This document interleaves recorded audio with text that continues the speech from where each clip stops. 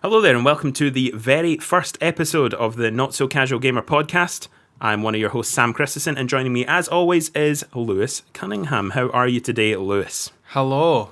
I am quite fine because I know that we're about to have a great gaming discussion and really set the precedent, I think, for what we're trying to achieve here. Well, speaking of what we're trying to achieve, this podcast, we're just going to be going into topics, deeper dive into the art and philosophy of video games. We're going to be talking reviews, rankings, very niche topics, just whatever we feel like. Really, that's kind of the plan for it's going to be this year. It's going to be topical discussions.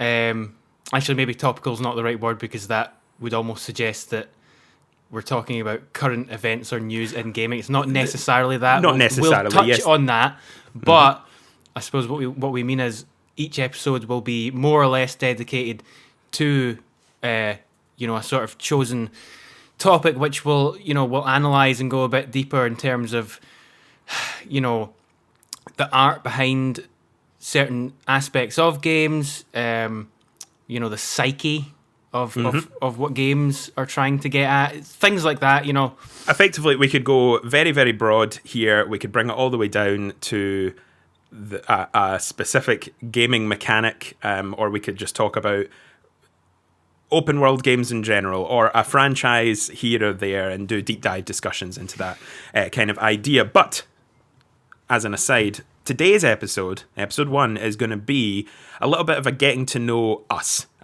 You don't want to listen to a full podcast and find out that we love all the games you hate and hate all the games you love. So no, we're not going to be so black and white about everything, and that's one of the main reasons is that we'll be going through this today. So we are, like we said, it's not going to be a news-based podcast.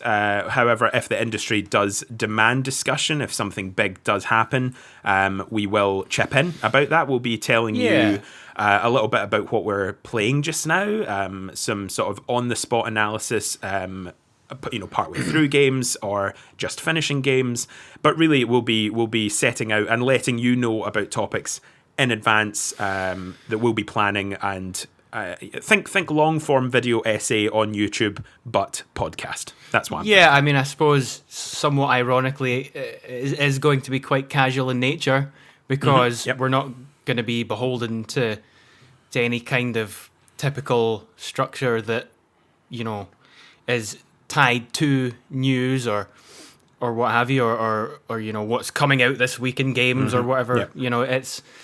But the main chunk of episodes will be about something that interests us about games, and then just some supporting stuff around that, and kind of just whatever we feel like. So there you Fantastic. Go. Well, a little bit about us. We can go into a slight background. Yes.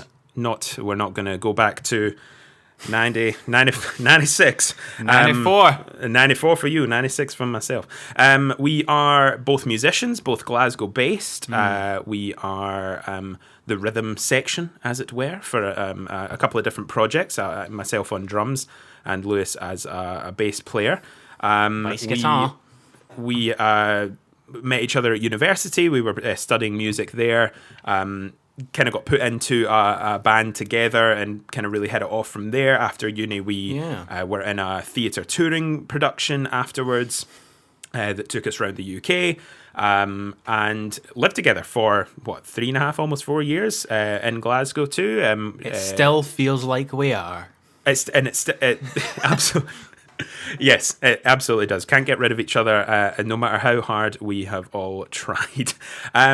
In terms of gaming history, we'll be talking a little bit about that in the top 10. But I feel like the listeners here will probably get a good idea of that side of things through this top 10. I mean, we can't cover everything, so we cannot cover everything. I think on the surface, I would say we would be more PlayStation based. I think that's a fair thing to suggest. I would play Nintendo games as well. You would have grown up a bit more on Xbox 360 and that kind of generation. So that there's maybe our only sort of missing link would be modern Xbox and PC. to a certain extent as well, but more or we less in terms of mainstream stuff. Yeah. I mean, I think really just to kind of sum up, we're both just fans of art in general, and I think our musician background and love of particularly sort of cinematic and we can't lie, we are big fans of that kind of PlayStation style, so that angle will inform it quite a bit. But that's not taking influence say... from we love movies and TV, like stories really being told. Yeah. So there's definitely going to be that aspect that really speaks to us in video games and stands out more in video games just because of that kind of hands-on approach, that agency you have as a player over just like watching a 2-hour movie, which we still obviously very much enjoy doing. So enough of the rigmarole. This is a fairly short intro here in comparison. We might go a little bit longer, like we said, talking about games that we're playing or a little bit of news. If Cyberpunk gets pulled from the PlayStation Store again, even though it's not on the PlayStation Store, for example, that very likely scenario, we will mention. We won't just turn a blind eye to it. But as we said at the top, today's episode is our top 10 games of all time. A very definitive statement, I feel, and also one that can.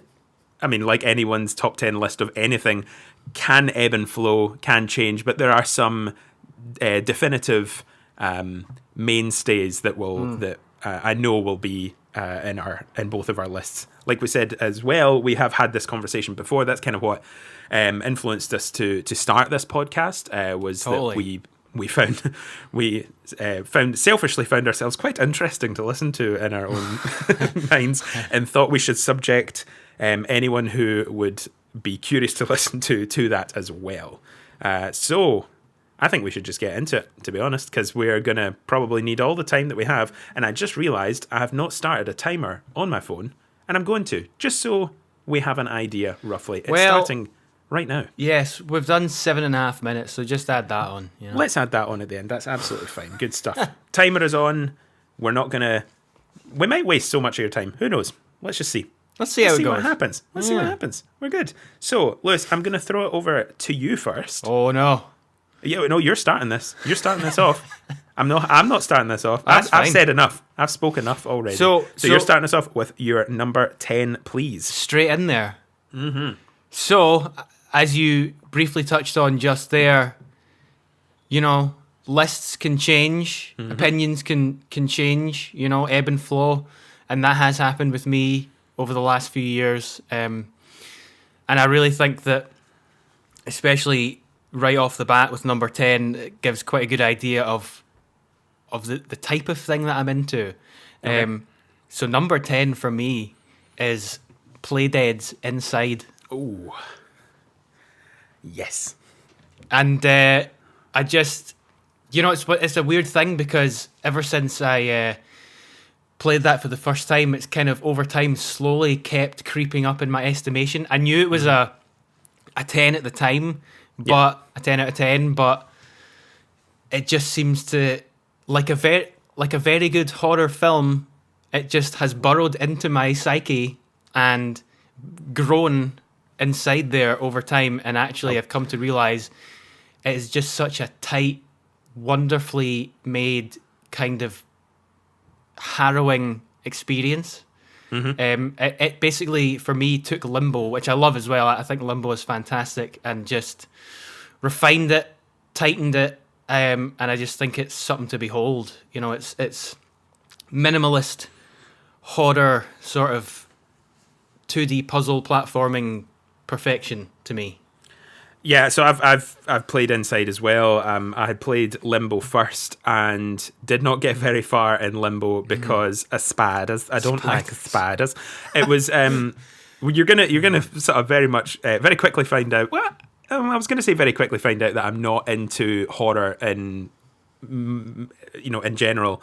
Which is a big divergence for us, by the way. Which is, yes, a big point of contention for us in movies and TV and also video games. However, there is a couple of a horror influence in my top 10. So I'm not going to say that I'm categorically completely against it. And here, I'm talking horror and I'm calling Limbo a horror game. I wouldn't necessarily say that it is, but just spiders in general not just full absolutely on, but creep me out. I'd say it's like, it's, you know, got quite a horrific presence about it. I would say Inside probably more so, you know. Okay, interesting. I think it's purely just the literal sort of physicality of the spiders. Really just showing myself off as a total wimp right at the top here. But the Inside, Inside really stood out to me. I've got some very particular memories of Inside. Everything, so you know, from the top of the game, title screen, no press X to start, just, you know, walk right as a side scroller. Love it. Was just absolutely fascinating to me. From there I was like, yeah, right, I get it. I hadn't had any experience with Play Dead before, but I knew pretty much from there that, like, right, this is going to be, if not anything but interesting. It's going to be, totally very, very cool. Mysterious. Still don't really know what it's about. I know you've,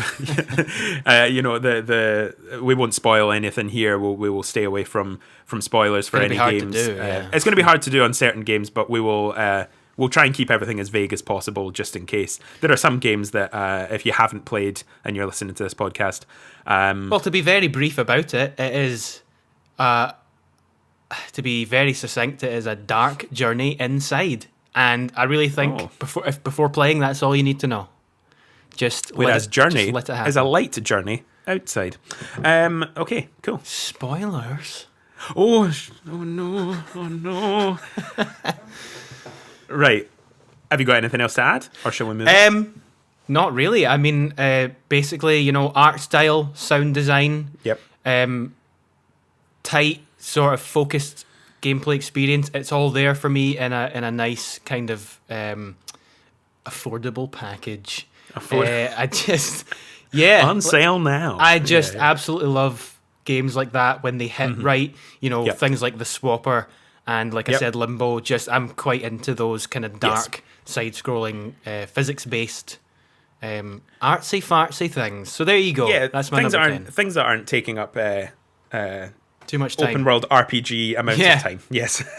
Okay, so my number 10 is one that is definitely going to be on a number of people's lists here, and that is 2007's BioShock from Irrational Games. So, little bit of a sort of backstory here, literally talking about how I don't like horror. And, I mean, it's so hard to say. Like, I don't really, like I said, I don't have much experience with horror. I would class this in that direction. Of course, it's creepy, it's atmospheric, it's downright scary at times, but it's too good to, like, for me, who doesn't look for that kind of thing, it's too good not to play. This can change with Infinite. This top 10 spot regularly swaps out with BioShock Infinite, effectively just putting That's fair. Just out of there. And the only reason being is because I had a little bit of a gaming lull in my life from really the beginning of the PS3 generation. It came out, I was 10 years old, didn't have that disposable income to go out and buy a new console. I still had a GameCube and a PS2 at the time. Couldn't really afford it. That's the main kind of thing there.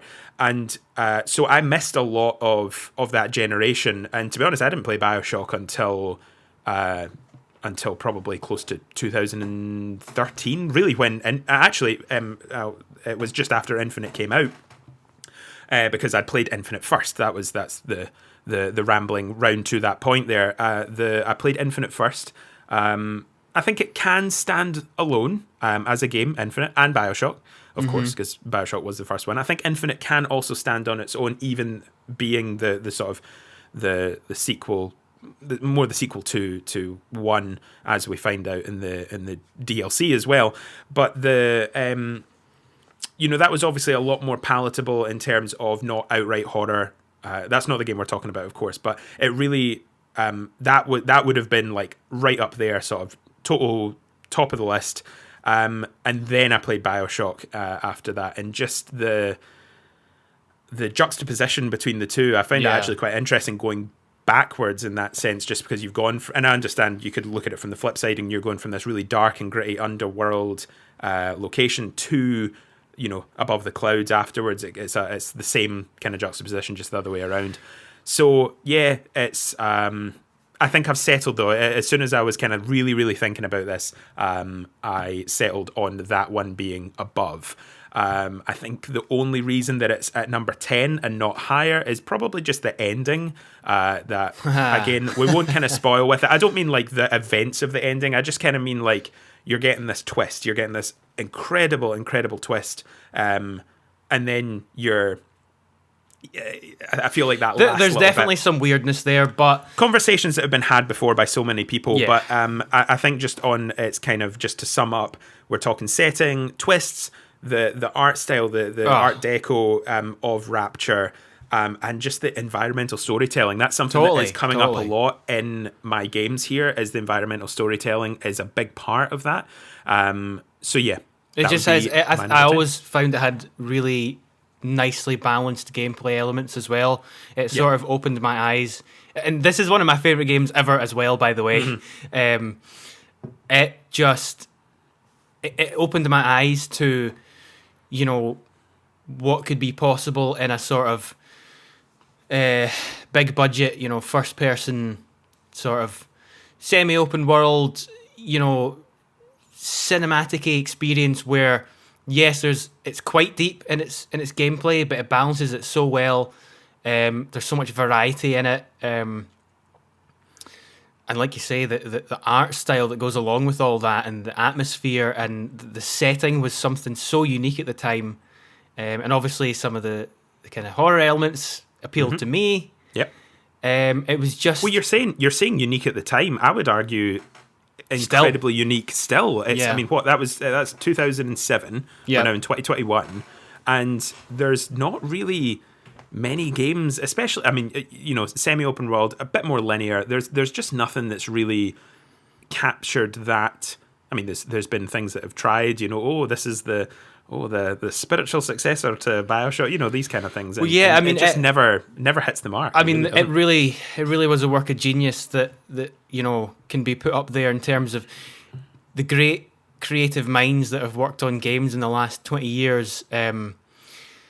You can just tell that it's something of such quality that a lot of developers wouldn't even dare to try and copy, because, you know, even taking the sort of the literary themes of Ayn Rand and kind of making that a central thing of the game, like it's such a bold move. And they just went with it and created this monstrous thing around that, and it's just dripping with atmosphere and just intrigue and all the rest of it, you know. Fantastic. I think that's a good 5-minute summation of BioShock. It's definitely a series that we could spend a long time talking about. We've got we've had a lot of conversations about it, so we'll save that for. I mean, there's probably there's maybe episode topics that will play quite well into BioShock. I mean, there's certainly plenty going on in those games, so I'm sure it will come up again. Fantastic. So let's move on to your number 9, please. Number 9. So I didn't actually quite expect going into this that we would start off with so much horror going on. And I know that this one you've definitely not played, and definitely... I don't know, by the way. I don't know what it is. Probably ever will, because it is one of the scariest games ever to me. Okay. And you know, and I actually think that the game side of it, gameplay, feeds into that as well. Just in terms of how visceral it is. Oh. See what I did there? Oh. Dead Space. Ah, ooh, eyeballs. Wait, that's not the first one, is it? What's the only scene I've actually seen? Oh, yeah, no, that's Dead Space 2. Dead Space 2. Which is also an incredible game, but... I'm just going to say that my only point that I'm putting forward to this is creepy eyeball torture scene. So I'll let you take the floor on this one. I have very little to say. I mean, yeah, well, exactly. And obviously we did mention this earlier. It's a big divergence for us. You know, you're definitely not horror inclined. I definitely am. So Dead Space 1 for me is still... And it still stands up 2008, I think it came out, I could still play through that game and enjoy the hell out of it. It is hellish. The gameplay was, again, unique at the time with the dismemberment mechanics, which I thought were just so well done, and the kind of visceral impact of severing off those limbs, and then just the sound design and the disgustingness of what and goes along with that. There's not many art forms that use the words dismemberment mechanics, so that's an interesting. Well, there you go. There. There you go. And I just think it was sort of like a dark corridor kind of fright fest that was just executed so well, because you had those mechanics. I mean, in terms of like storytelling and that, that was kind of fine. It served its purpose, but really that game was all about the gameplay feel at the time, and just the sheer fact that it was such a kind of searingly terrifying corridor kind of horror shooter type thing. And I think it made such a colossal impact at the time. It still stands up for what it is, and I absolutely love it, and I still love it. So lovely. Well, there you go. I think the conversations seem to be shorter when they're going to be more one-sided, which I think is fair. Of course. I think that's absolutely fair. Yeah, I mean, it's cool. like, I just think it's one of those games where it's like Dead Space is just so, you're never in any doubt about what it is. You see it and you're just like, oh wow, okay. that is horrific, and that's why it's great. So there you go. There you go. Fantastic. Well, number 9 for myself. It didn't take long. We are introducing a PlayStation exclusive. We are talking about 2018's Spider-Man by Insomniac Games. Wow. Yeah, that is absolutely in the top 10. No question, no ifs, ands, or buts, with a lovely experience with Miles Morales on PS5 at launch as well. But that's we're gonna stick with the original here. It was a platinum trophy for me. There's not too many of those. To be honest, all my platinum trophies that I've really gone after in these kind of open world games have been at the hands of PlayStation exclusives, which actually we won't be talking about at length in my list anyway. I don't know about yourself. But Spider-Man would be that kind of most standout one. In terms of my history with the character of Spider-Man, ask anyone, like, from my childhood, my ask my parents, they'll tell you. It's just been Spider-Man Same. for me. Same. Yeah, absolutely. And I mean, so many, kids our age as well. There's that 90s Spider-Man cartoon with the Aerosmith theme song. There's the PS1 games from Neversoft. Neversoft, weirdly enough, as we spoke about, being quite influential in two varieties in our gaming infancy. But yeah, the sort of then moving on to sort of Spider-Man movie tie-in games, the Raimi movie tie-in games on GameCube. I had them, especially Spider-Man 2, played a lot of that. And then there's this missing gap, this chunk of games really that does tie in with my gap in just gaming in general from that PS3 era. And then we get to PS4, and really the only game I'd played before that of Spider-Man was the Amazing Spider-Man 2, which, oh my goodness, that was that was bad. Okay. So I only just needed to see Insomniac are making this literally just like the first bit of gameplay, and I was entirely sold on it.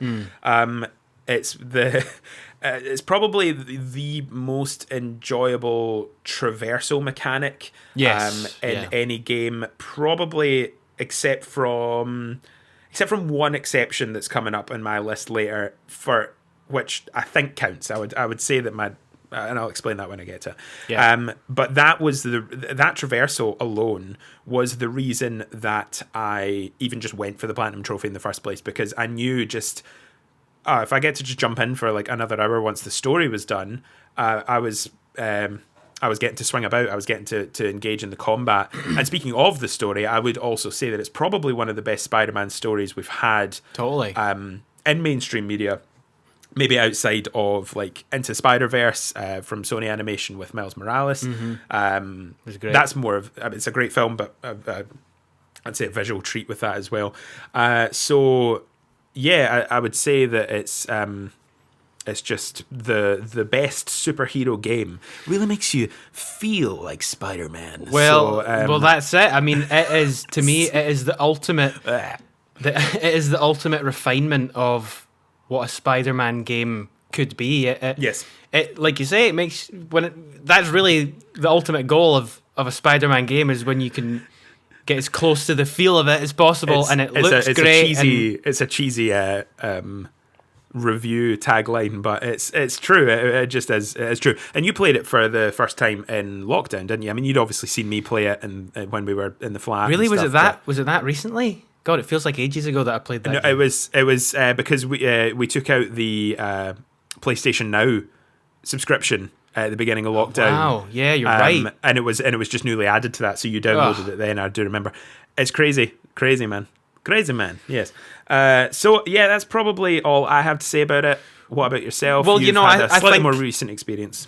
Actually, in terms of along the same lines of what I said about Dead Space, I think it's clear for all to see. Yes. That is, the ultimate Spider-Man game, until perhaps 2 comes out and it bests it. There is a game called The Ultimate Spider-Man. Well, yeah, I know. I actually thought about that as I've been saying that. It could be slightly confusing, but I'm sure most people would know. Yes, but no, I mean, one. It just seemed to nail everything that it could. Like you say, it's a great Spider-Man story, which is a huge bonus, helping it to obviously propel it into your top 10.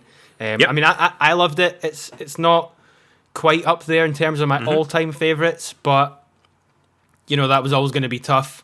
A Spider-Man game can only be so much as a video game product, and I think it pretty much it's going to be hard to beat ever for a Spider-Man game. And that's probably the best praise you can give it. There you go. That's it. So that was my number 9. It is now your number 8. Number 8. So, sticking with the big ass PlayStation theme, which, sorry to anyone that might offend, but it is what it is. And you're gonna buckle up. You're gonna have to definitely get used to that. Yeah, when we get to the end of this episode, it might be actually seen as quite controversial, but we'll get to that. We'll get to that. So my number 8 is Shadow of the Colossus. Excellent. I mean, when I think of game experiences that stand alone, that is definitely one of them. It's unique. Yes, people say the mechanics are janky, but I actually think that's part of its charm. I think it is just particularly, and actually a lot of my opinion on it is now based on the remake from a couple of years ago. I think that's fair. I absolutely loved the PS3 remaster that was when I first played it, and I was like, wow, this is such a unique game. It's kind of minimalistic. It's just boss battles, and then obviously the sort of platformy, physics-based mechanics way in which it deals with those boss battles is just, wow, like, I've never experienced something like this before. It's such a kind of... you're always on the edge of your seat, and those boss battles just like, oh my goodness, can I make it to the top? And then the soundtrack that goes with that is just so dramatic, and just the look and feel of it, the game, it's very kind of barren, but also full of character at the same time. It's just got a bit of like that sort of Japanese magic about it, but in a way that appeals to me because it's not a game full of mechanics and menus and numbers and I just like I like focused experiences, and that to me is a perfect example of a game that has a focused experience that draws you in, and you're just always intrigued about what the next boss is going to be like, and how is this journey that this character goes on going to end in terms of what he's trying to achieve. It's just such a intriguing, fascinating kind of different game experience, which I absolutely You've convinced me. Right, I haven't played it. I've got it. It was sitting on my PS4 for a while. We were getting our PS5s, and I was kind of doing a bit of a tidy, and it fell off of my hard drive mysteriously, and no one knows how. No, it's definitely on the list, and your impassioned speech has encouraged me to go home after this and download it and play it for the first time. So that is absolutely what I'm going to do. Make no mistake, it is still a very acquired taste. Like if you if you are so turned off by the feel of the game to begin with, it's gonna be a hard, corner to turn. But will you be offended? No. No, but I mean, I would encourage everyone to try it and try and kind of understand what it's all about, because it's just so kind of interesting I just like games that try to be bold and different, and I think that definitely is one that achieved that. And even just the things like the way that it uses its color palette of like grays and greens, which is quite a bold move, especially these days with everything being so colorful. There's just we've obviously got limited time, but that, if I was to single out of all the games we're talking about as a sort of unique experience in terms of, wow, that's not something you would think of as for a video game, this is probably the one, for me. There you go. Well, I'll go straight on to my number 8, which is Red Dead Redemption 2 from this little indie developer called Rockstar Games. Yeehaw. Yeehaw, indeed. 2018. This one is probably, I was doing a lot of sort of thinking about it. Probably my favourite main protagonist outside of maybe who I've kind of got in my top 3. With Arthur Morgan, I absolutely loved this. This was, everyone makes the same kind of joke that, I got so immersed in this game that just started talking like a cowboy, more so than usual with my love of country music. But it was just this, naturally, of course, yes. It only took 20 minutes, but you've all found out that we enjoy cheesy 80s country music. So, this was just a flawless open world experience. I would say that even some of the points that people would argue as flaws, that kind of longer animation to pick anything up, all these kind of things, I didn't see it as that. It never grated me the wrong way. I liked the fact that it, as much as it was quite video gamey, in some elements, of course, because you just can't make it an ultra realistic. No, it's not accessible that way. But I did like the fact that it wasn't really pulling its punches. I felt that when you were, opening a cabinet to pick up the can of beans or the coffee or whatever, you were seeing, it was giving you time to just really sort of take in all the detail around what you were doing.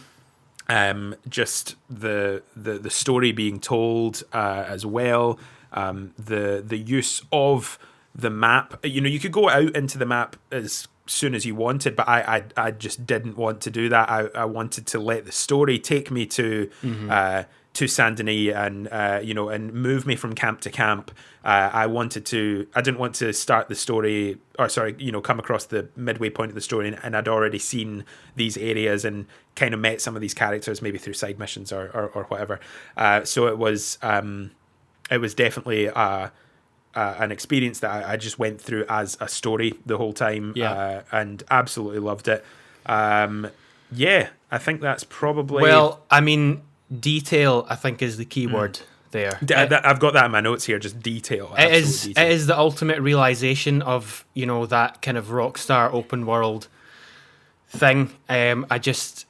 So none of the Red Dead Redemptions or GTAs are, near my top 10, but I feel quite weird about that because I do love them.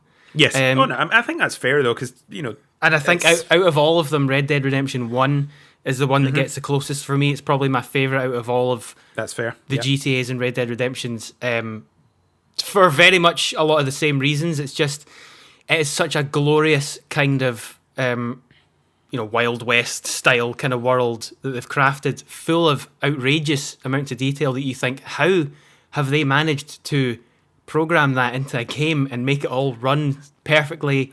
Well, Red Dead 1 came out during, or Red Dead Redemption, sorry, because Red Dead Revolver is a thing, but Red Dead Redemption came out during my lull from gaming. That's probably going to come up a good bit, but I did go back and play it. And what I was amazed by, this must have been, when did I go back and play it? It was after I got my PS4, that's for sure, maybe even 2015. Could have been as late as that. I don't quite remember, but I was amazed. There were so many PS3 games I'd missed, and even when the PS4 came out, I'd gone back to play them, and how dated I found a lot of them. Yeah. But Red Dead Redemption just, still holds up. Do you know what I mean? Well, that's right. And of course you could argue maybe now that you've got this analog to compare it to in Red Dead Redemption 2, maybe it doesn't. But I think even just the feel of it, the gunplay mechanics. It's not like it's this it's purposefully, you're not using automatic weapons. You're using cowboy. You're using Western equipment and stuff like that. So it's like a lot of the. It feels like it should. Yeah, the modern Rockstar kind of games since GTA 4, really, they feel quite heavy. They feel quite simulation-y almost. But at the same time, you've got the genius Rockstar humour and their world building, and there is a lot of gamey stuff in there, like all the mini games and stuff. But they handle it in such a way that it's so engaging that you're not even thinking about that. You get so lost in their worlds and their attention to detail that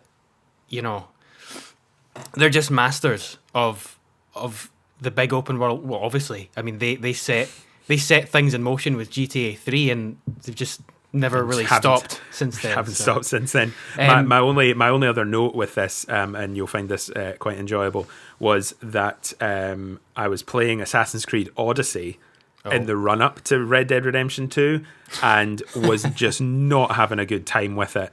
And I was kind of like, I didn't really know how long Odyssey was going to be, and because of the atrocious leveling system that we will definitely talk about.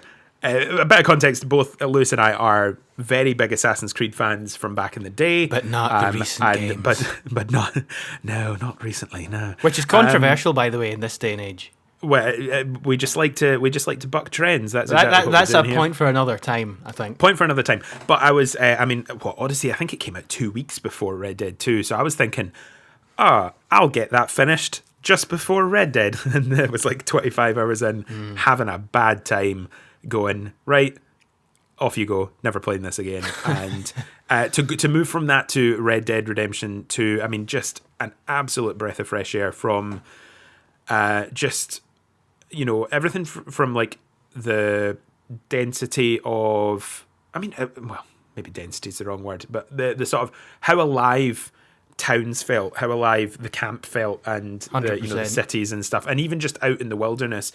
Whereas, and not to hearken on to my Assassin's Creed Odyssey points, but you're running about Athens, and there's like nobody there. Like they've made this really, really big, massive, beautiful world that feels quite empty. It's too big. It feels empty. But then you would compare that to Black Flag, or even Unity. Unity with with all its technical issues with Assassin's Creed, this version of Paris that's like so densely packed that just felt more alive. Anyway, you heard it here first. Tangents. Unity is a better game than Odyssey. 100% would absolutely agree with that. We're maybe the only people on the planet that think that, but that's fine. Oh no, I'm sure there's other like-minded individuals who will hopefully find their way to this podcast. But anyway, Red Dead Redemption 2. Red Dead Redemption 2.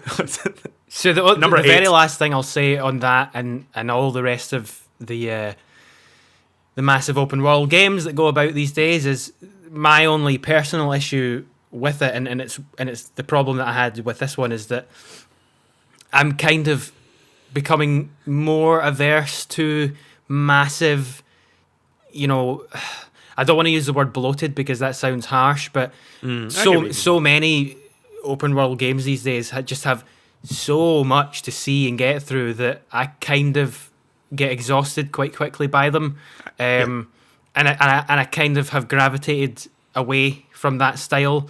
But I still like them when a really good one comes up, and I obviously still really liked Red Dead Redemption 2 for all the reasons we've laid out. You know, I'm a sucker for detail and incredible landscapes and sound design and lighting, good voice acting and all the rest of it. Stars. Which, yeah, it has it in buckets, but and droves. But literally, when it comes down to just like a patience thing for me, it's just not fully in line with my taste these days. But still, absolutely great games. You know, a fair point. Absolutely right. Let's. That was my number 8. It'll be your number 7 now. All right, and I'm almost I'm laughing because it's like people are just already thinking that we're fanboys, but we can't help it. My number 7 is Uncharted 2. Ooh, yes, here we go, boys. I love. Oh man, I mean, how much time do we have? So Uncharted 2 is okay. So Uncharted 4 obviously took the. Oh, okay. No spoilers.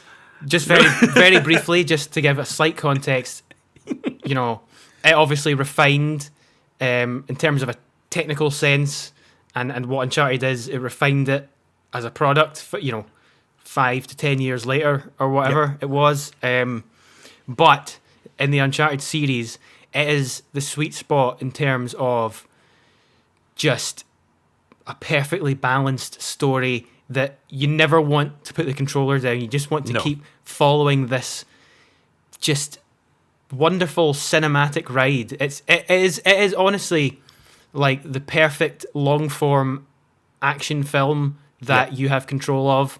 There's just enough depth and nuance to the characterization and the world building where it functions so well as a linear game, but it also functions so well as just a really great blockbuster film. Yep.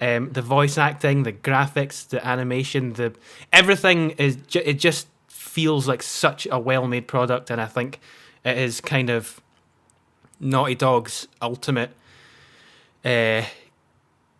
product that is on the light side of the spectrum, shall we say, which we'll get onto the dark side of things later on. But yes, you can sort of see what I'm getting at here.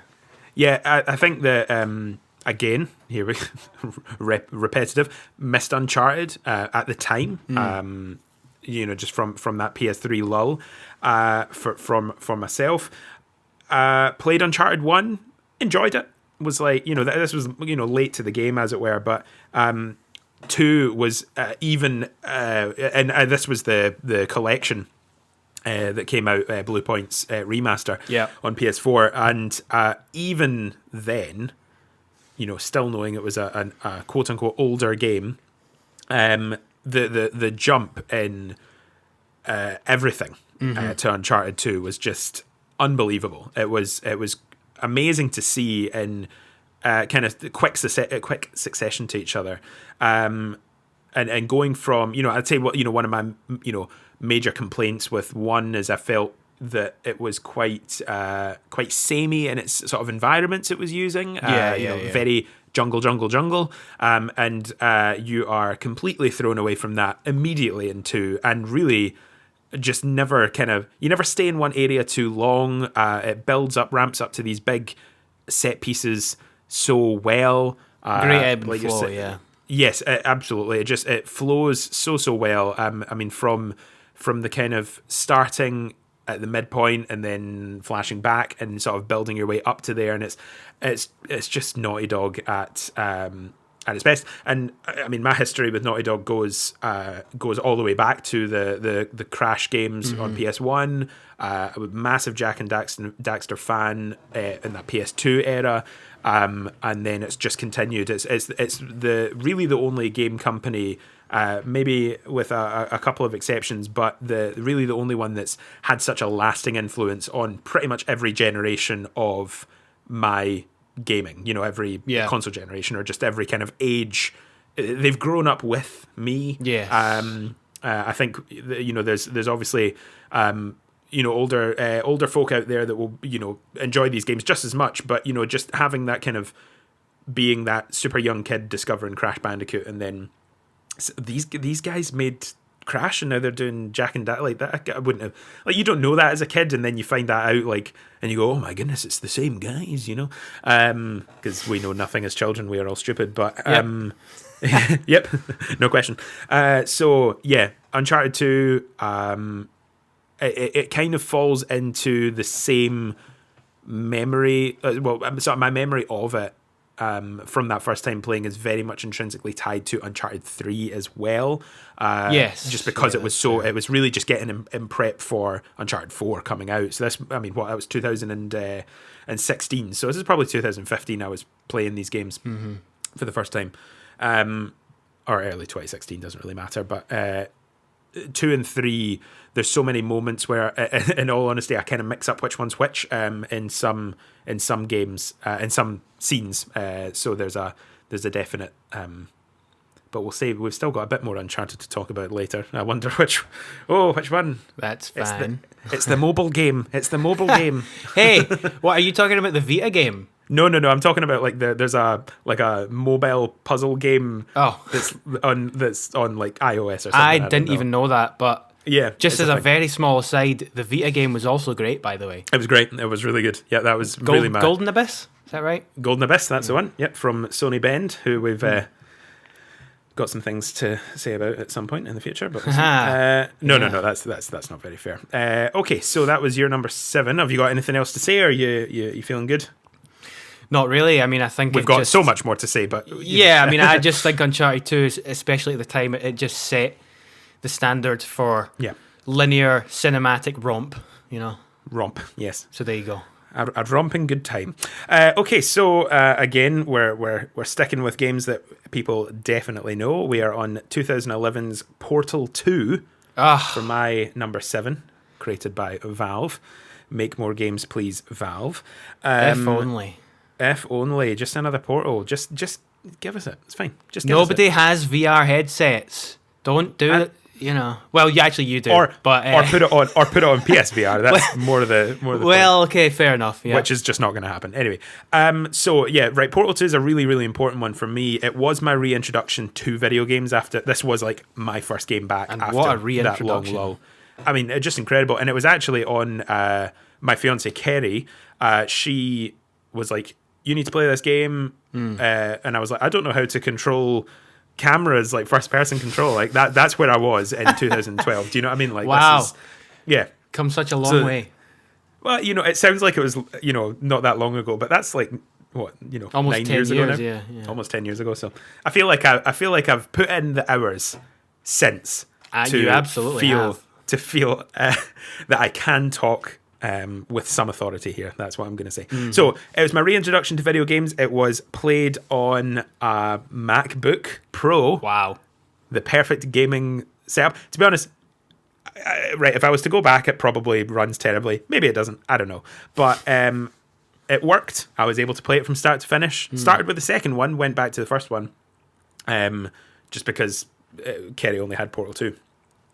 But this was a game quickly followed by, well, I say quickly followed by, it wouldn't have been because it was 2012, and then BioShock Infinite was 2013. But I could compare the two games in terms of story to finishing the story, heading on to the Portal wiki and opening tabs, and just reading everything I could get about that game. Like, obviously the puzzles were great, the physics were amazing, the creativity, the introduction of just new mechanics, new the bouncy and slidey slimes and all these kind of things, whatever they call them.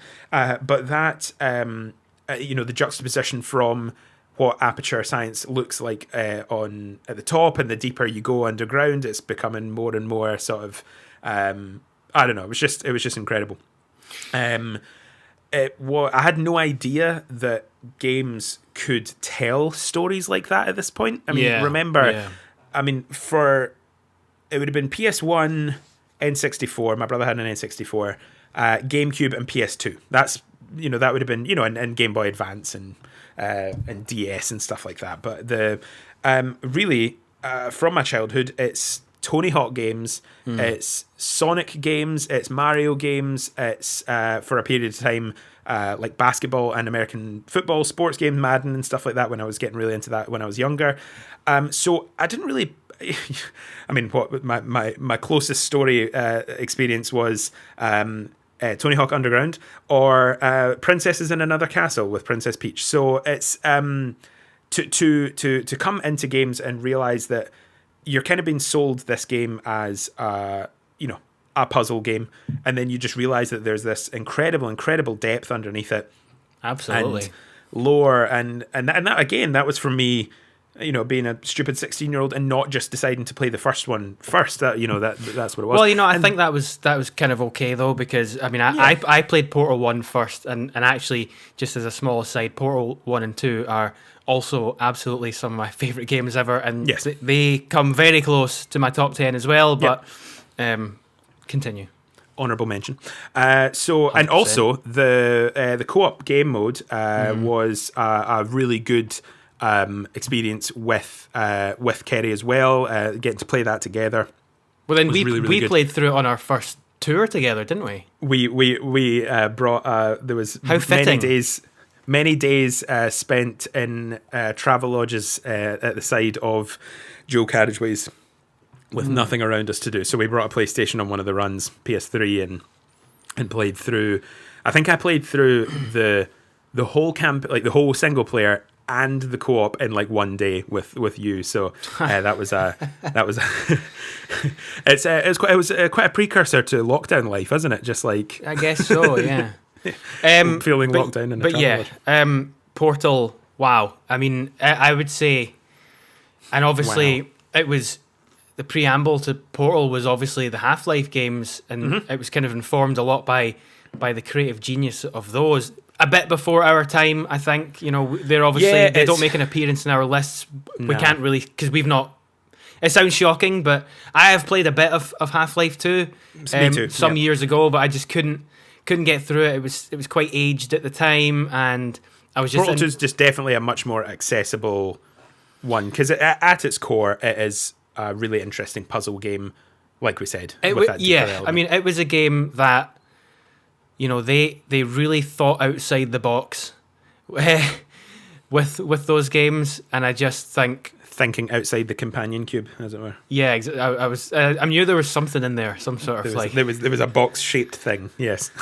Yeah, no, I played Portal 1 first because it was being given away free on Steam for World Science Day or something. Yeah. 10 years ago or something. And scary. And absolutely. And it didn't run very well, even on my shitty laptop at the time, but it ran enough, and it was Is it the same laptop you're using just now? No, I don't think so. Okay, cool. There you go. Which is also still terrible, by the way, for anyone that wants to know. But it just works. It was a tight enough experience where I hadn't quite played anything like that before, and it's I was sucked in by it so much. That kind of thing that probably set me off in terms of my love of physics based puzzle kind of games, and if you've basically got a game that surrounds it which has so much character, which you would expect from Valve, then that's just a huge bonus. And Portal 2 I think just took it up a whole other level, of course, and just what a great unique game. Unique is a word that comes up a lot with us. I think we're doing well to actually show the variety of stuff that we like. It's all about thinking outside the box, and I think Portal 2 sums that point up very well. It's an obvious choice, but I think a necessary one to talk about for sure. I think it had to be on one of our lists, and I'm just glad that it's on mine. And I know it's very close on yours. I am very glad. We have a top 20 that we are not subjecting you to. I believe it was top 25, actually. Top 25, I do apologise. That we are not subjecting you to, because we're already at around about 55 minutes or so. I can't, roughly there or thereabouts. Yeah. And we are only on number 7. We're now on number 6. So, yeah, but we're doing good. We're doing good. Just pause it and listen more tomorrow. I don't know. Just do what you want. That's fine. So, on that note, we'll number try and 6. move swiftly along. Number 6? Yeah, let's do it. My number 6 is... Oh, wow. I'm actually still on this train. I actually didn't realise quite how much of a fanboy I appear to be. Just wait till you get to the top here. I'm gonna continue that very soon. So, although I'm not sure... might this be on PC now? I can't remember. I might be making that up completely. But my number 6 is Journey. yeah. And I just think it's probably quite obvious at this point as to why I, and also, you would be very into definitely. an experience like this. Again, at the time, it was something so different. It was, you could finish this game in 2-3 hours, something like that. Yeah. I would encourage, if you've not played it before, to take maybe a little bit longer than that, just really take it all in. Yeah. It really is, well, it's probably the most vague game ever, but I think that is its ultimate strength, because it is about going on a journey, which whatever that means. Yeah. It makes you feel a range of emotions through its artistic qualities that are quite hard to define, but you can just sense the emotion at all points throughout that game. It's wow. Just what a beautiful experience, between the lighting of the sun on the sand as you kind of surf through it. The soundtrack, which is Absolutely possibly incredible. half of the battle here. It maybe is actually, you could say this game is really just a device for the soundtrack. That's probably thinking back to when I first played that again. Not to repeat myself too much. Missed it on PS3. It was on your recommendation actually when we were first sharing a flat that I played that. I think it went.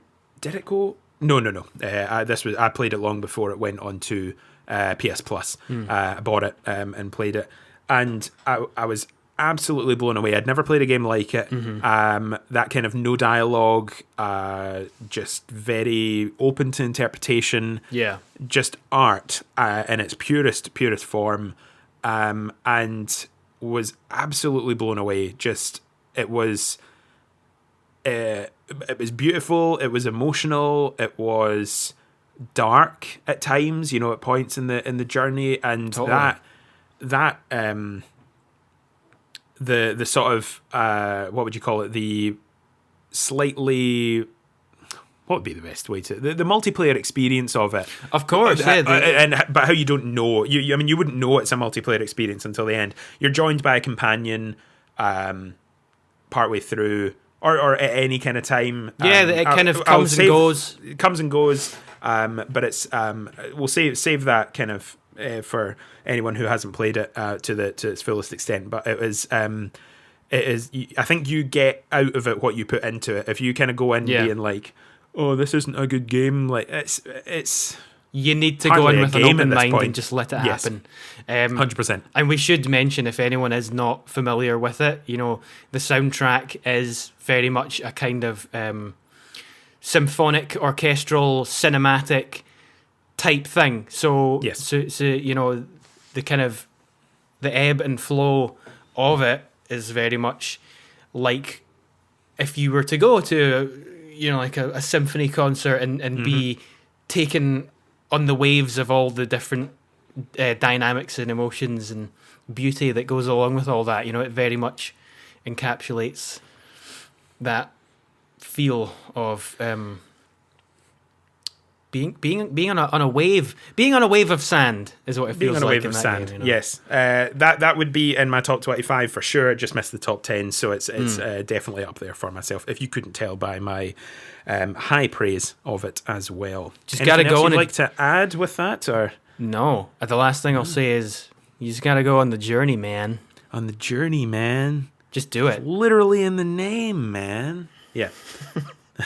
Right. Cool. On that note, you're number 6. Oh, here we go, man. Right. We this is one that we actually have a topic planned for, but it is 2007's EA Skate 1 by by Black Box Games. Another one that I really wanted, that I wish I could have in games that I'm talking about, because actually what we didn't mention at the start is that we're both very big skateboarding fans.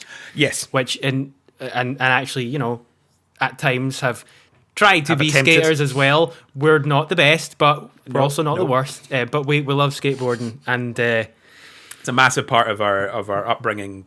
Yes, very, very, very much separately, and was a sort of a big reason outside of music that we bonded over. And you know, it would have been your Tony Hawk games, of course, and still would be.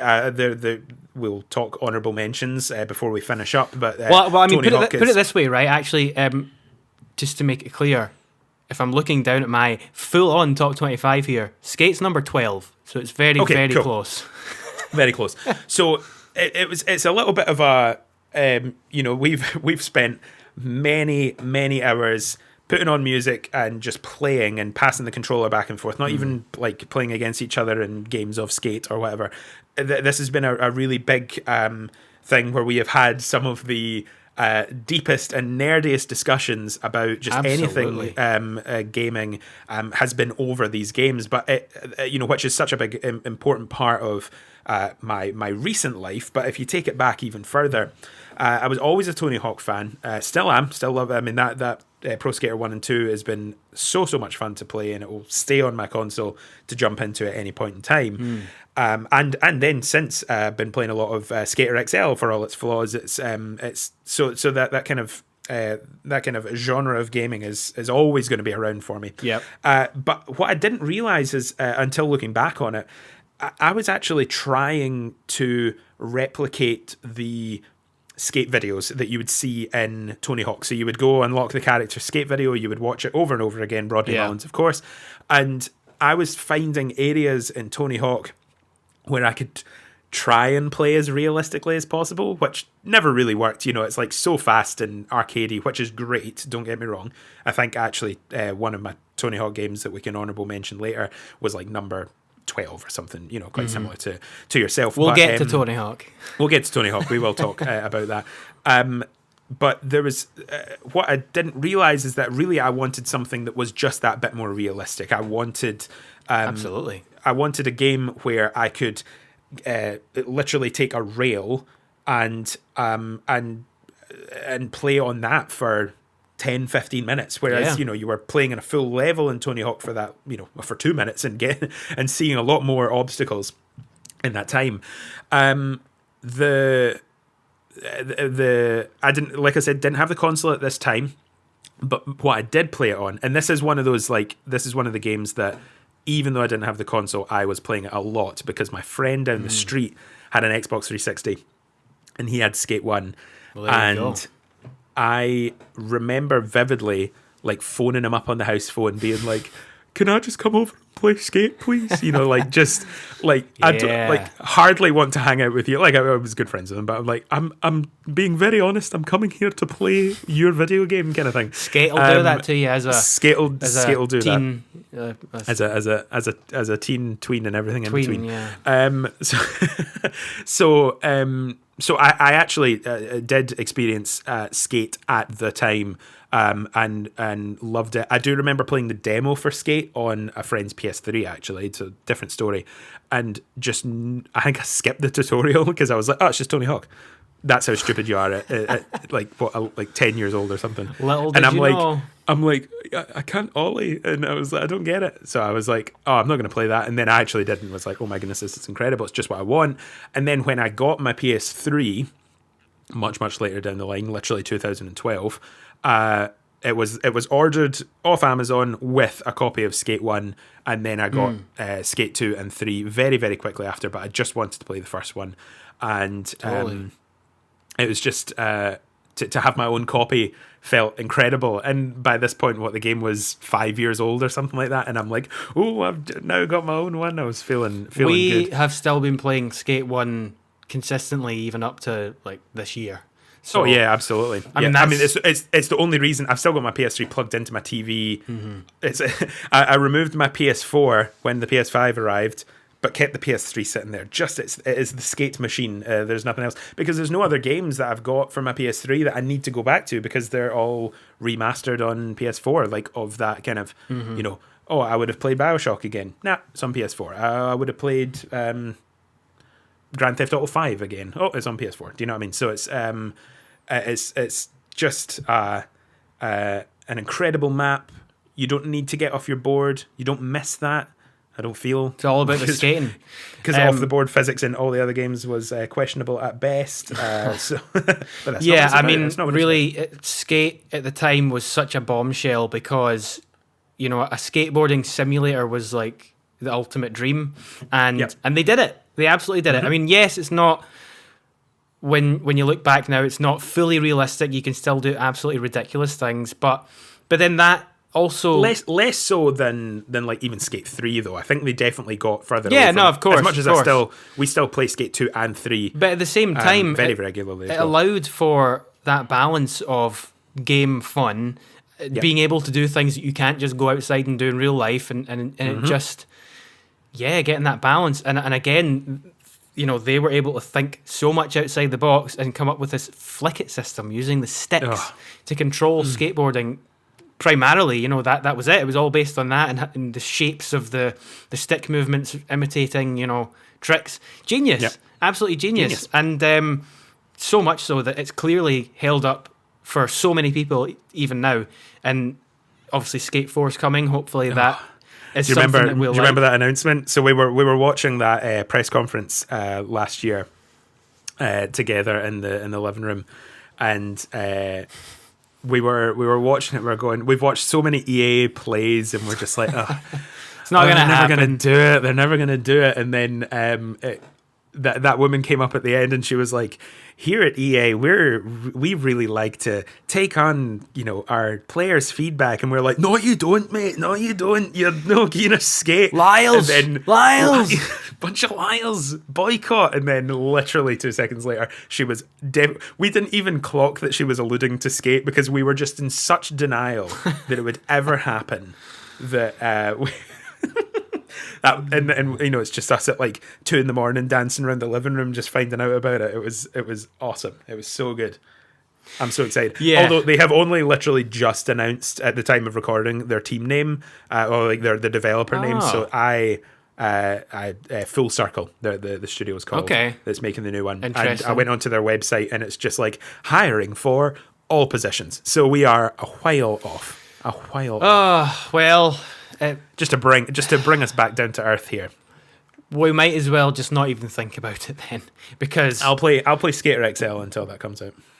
Yeah, and just to obviously touch on that, I kind of couldn't get into Skater XL just because it was just a bit too much of trying to be a simulator, really realistic simulator, and nothing else. And I kind of just thought, I'm good. If I want to play skateboarding games, I'll go back to, that classic Tony Hawk type thing, or a bit of skate here and there, and that's kind of enough for me, because at the end of the day, those are still quite gamey games, and that's just what is fun for me. But that's just me, That's just you. Absolutely. Right, you're number 5. I'm almost thinking at this point, should we stop now and split this into 2? No. Because this is going to be over 2 hours. No, that's fine. That's fine. Let's All just right. keep going. I think it's a marathon, but we're okay with that. Well, I think there'll be some discussions that will be slightly shorter, even though they are getting to our numbers, because we've kind of touched on some. Okay, fantastic. Let's go on to what number are we on? We are on number 5. 5. All right, take it away. We are getting serious right about now, and number 5. This is quite a serious bit of kit.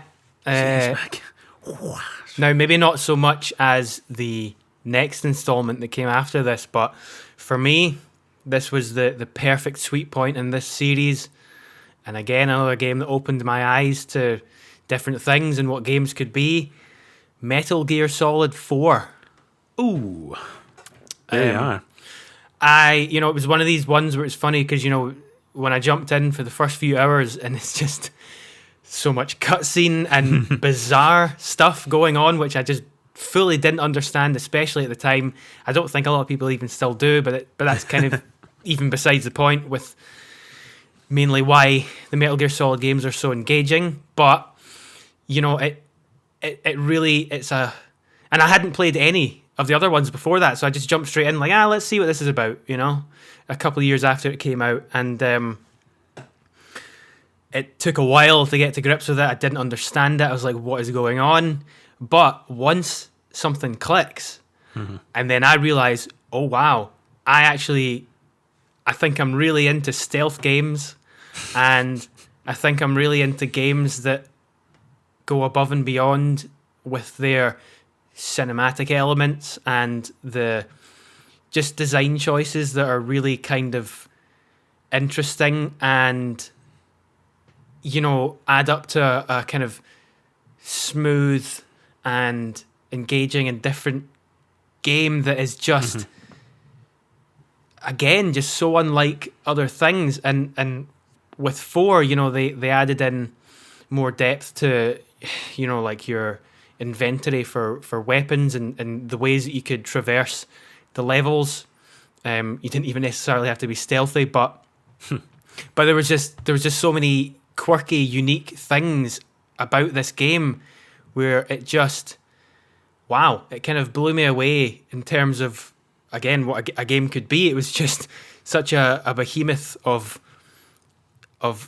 being different and completely a sidestep from everything else. And ultimately, it's, you know, to me, I think it's Kojima's masterpiece, because it's the ultimate Kojima game that is just accessible enough for me to have started a love for stealth games. And yeah, I would say the two main pillars for me here are stealth and cinematic qualities, really, I would say.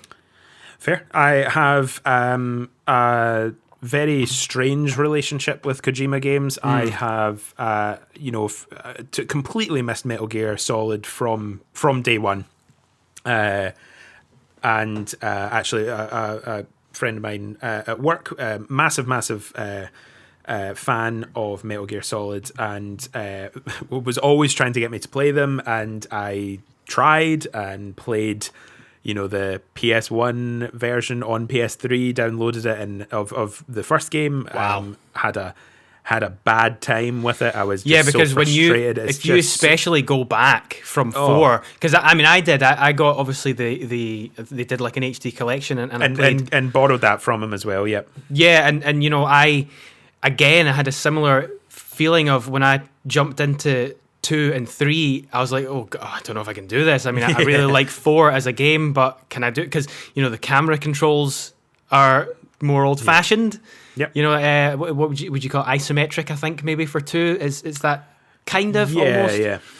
So that was like a huge barrier. But even then, going back, I was still able to get into them and just be grasped by the journeys that, you know, the Snake character goes through, and the level design, and there's just so much quirky stuff to like about those games for me. And yes, again, like Shadow of the Colossus, very acquired taste and very Japanese, but on the flip side, where that didn't speak to me just because of kind of dated and everything, then, you know, which we have differing opinions on, I would say the same thing about Death Stranding, and absolutely love Death Stranding.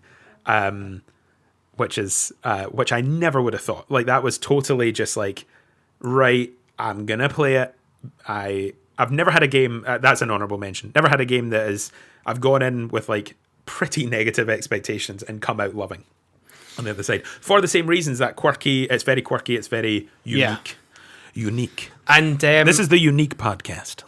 It's we love our unique stuff. It's bittersweet for me, you know, because Metal Gear Solid, I feel quite the same way about Metal Gear Solid 5 as I do about Death Stranding, in that I just, having come from such a love affair with Metal Gear Solid 4, and it really, the main point is that those games for me did the whole bloated thing that a lot of games these days do, which just turns me away. It's like there's there's so many menus to deal with and numbers. Yeah, and that is fair. I would say probably menus. Metal Gear Solid 5 more so. That it's so obtuse. It's so obscenely packed with kind of it just ultimately everything feels the same to me when you're going and doing the different missions and stuff. Yeah, you know? With Death Stranding, I felt that very quickly I was able to learn what I could kind of ignore in a way, and just kind of make it more of a slightly more direct and succinct product that is more palatable to me. And on the flip side, that kind of very Japanese menu numbers heavy based kind of RPG systems are the things that kind of put me off games, like like Final Fantasy or something. I can completely see the quality behind it, and I understand exactly why people love it. Yeah. But that density in the menu systems and everything, for someone that didn't grow up playing turn-based JRPGs, Death Stranding, for just whatever reason, I was able to not that it's a JRPG at all, but it's obviously it's got elements of that kind of Japanese game design. I was able just to shut my mind off to some of that for whatever reason. I just love the kind of multiplayer aspect, but we're not talking about Death Stranding, although I'm calling it an honourable mention. I think it is very relevant though, because it is such a recent kind of cultural flashpoint in games in terms of what Kojima's done recently and the whole Kojima style, and he's very bizarre. A lot of the things in games don't seemingly make sense, but actually that's kind of why it's cool as well. And I don't know, for me it was starting from Metal Gear Solid 5. I just got the sense that Kojima lost the plot a bit. He just went a step too far for me. And who knows how much of it was even him. Actually, to be honest, I'll take that back, because he made Death Stranding. So I think if you can see the correlation between, I think you probably would know that he had, some people, he had no hand in Metal Gear Solid 5 towards the end or something. I think he did. From what I've played. Anyway. I mean, I'm kind of so far removed from even thinking about that game at this point that I can't even remember really how much went on. But with that being said, I would still say that I might give Death Stranding another shot, just because I really do want to kind of experience some of the artistic qualities that may be contained within the rest of the game that I didn't see. And actually, I just need to get over myself and enjoy what Kojima has put out there. But anyway, if I can, you can. There you go. Well, potentially, but to tie all the way back to Metal Gear Solid 4, it was for me just a more balanced experience at the time, and just something that I loved and also contributed to opening my eyes to what was possible in games again. So there you go. Fantastic. Cool. Well, so my number 5 is Borderlands 2 2012 from Gearbox. This is an interesting one because there are arguably just better games that I've already spoken about. Something like Red Dead Redemption 2, I would argue, it would just be a better game. Almost from like an objective standpoint. If you were, nothing is objective. I think. You could argue some things are, but just hit my table. But there's this like sort of important point in my life with Borderlands 2 that again that was just getting my PS3. Kerry and her sister played it a lot on co-op and got me into that. So this was like a first big like playing with other people other than Portal 2 co-op campaign, but that's such a short campaign. This is like a full game, leveling up a character. I can't tell you how many times I have played through the story in that game. My notes for this, I've got notes on all these games here, are the shortest here. I don't have too much to say other than it was really my first big sort of cooperative game.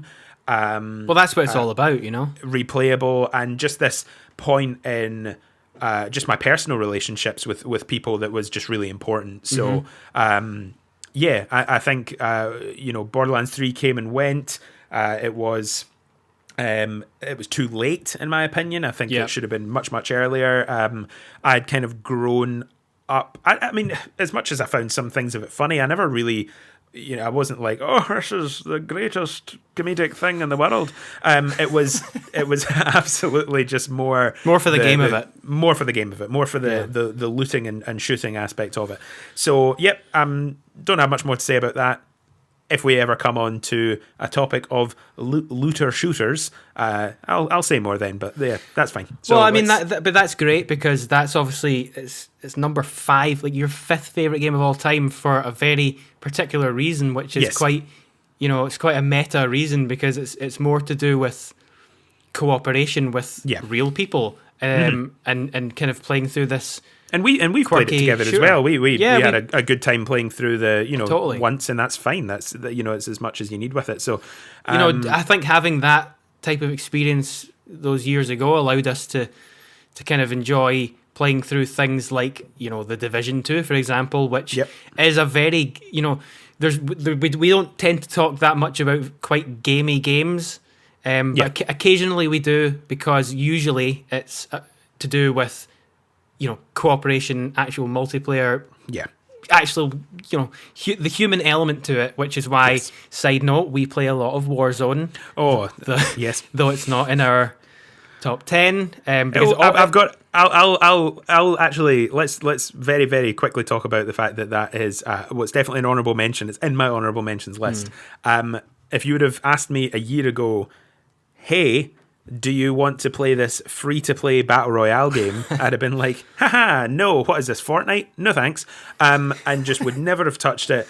And I started playing it in late August with a friend of mine after watching him stream it. And I was like, that's actually it's quite good, actually. I might try that. Lockdown, you're bored, you've got nothing else to do. And since late August, I actually calculated this the other day, between that and a bit of the multiplayer from Modern Warfare and Cold War to unlock guns and level things up, I'm like 500 plus hours into that, which is completely unheard of for me and multiplayer games. Of course, there's people that have played it so much Thousands, more.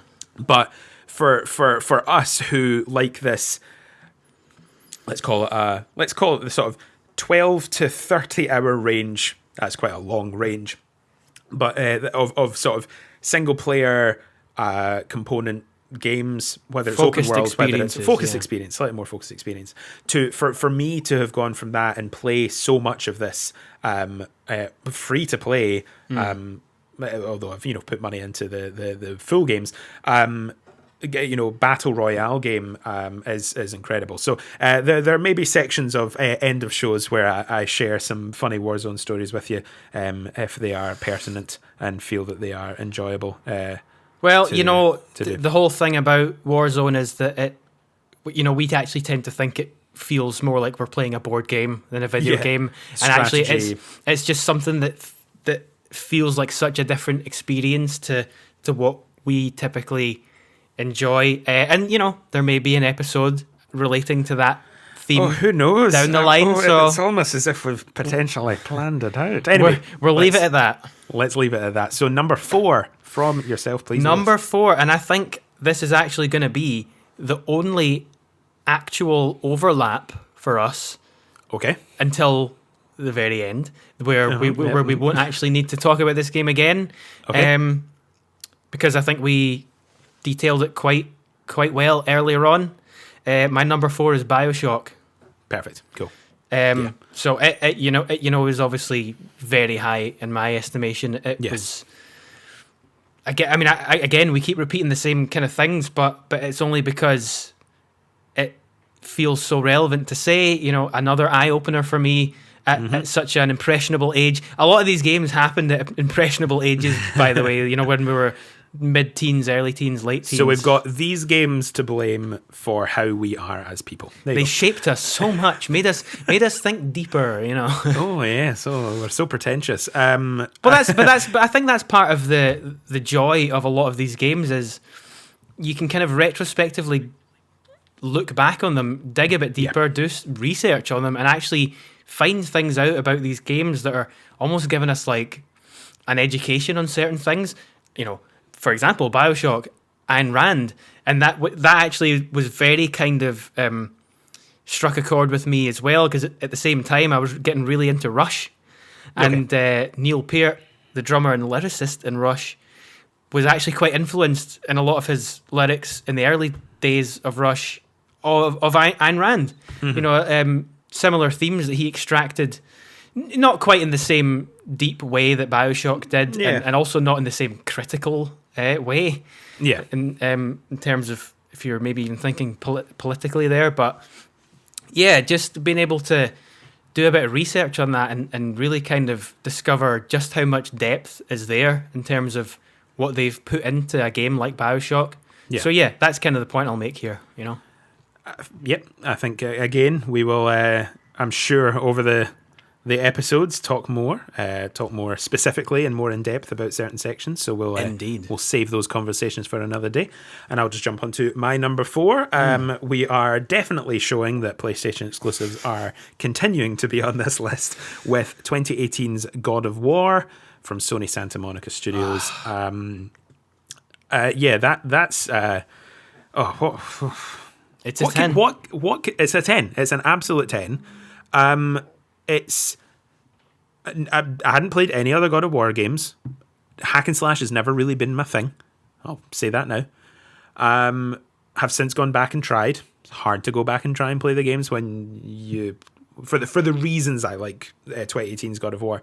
I mean, if you're talking in hack and slash terms, though, God of War 2018 was like putting on like a clear pair of glasses compared to what hack and slash was considered beforehand. So 100%. It's obviously got the hack and slash elements, but there's just so much more to it than that. Absolutely. Absolute pristine combat. Here's my notes. Here's I literally put down 5 bullet points here. Pristine combat, single shot camera for the whole thing. That just amazed me. That was incredible. Yeah. Gorgeous environments. Especially with this PS5 update with 4K and 60 FPS. We do love it. Beautiful father and son relationship between Kratos and Atreus. Incredible. And then my last note here is dat axe though. That's it. Yeah. There you go. Yeah. The Leviathan axe. Just that throwing and the returning to the sort of slight feedback you got from your controller when it sort of came back into your hand. It was like, now imagine what that is going to feel like on God of War 2 with the DualSense.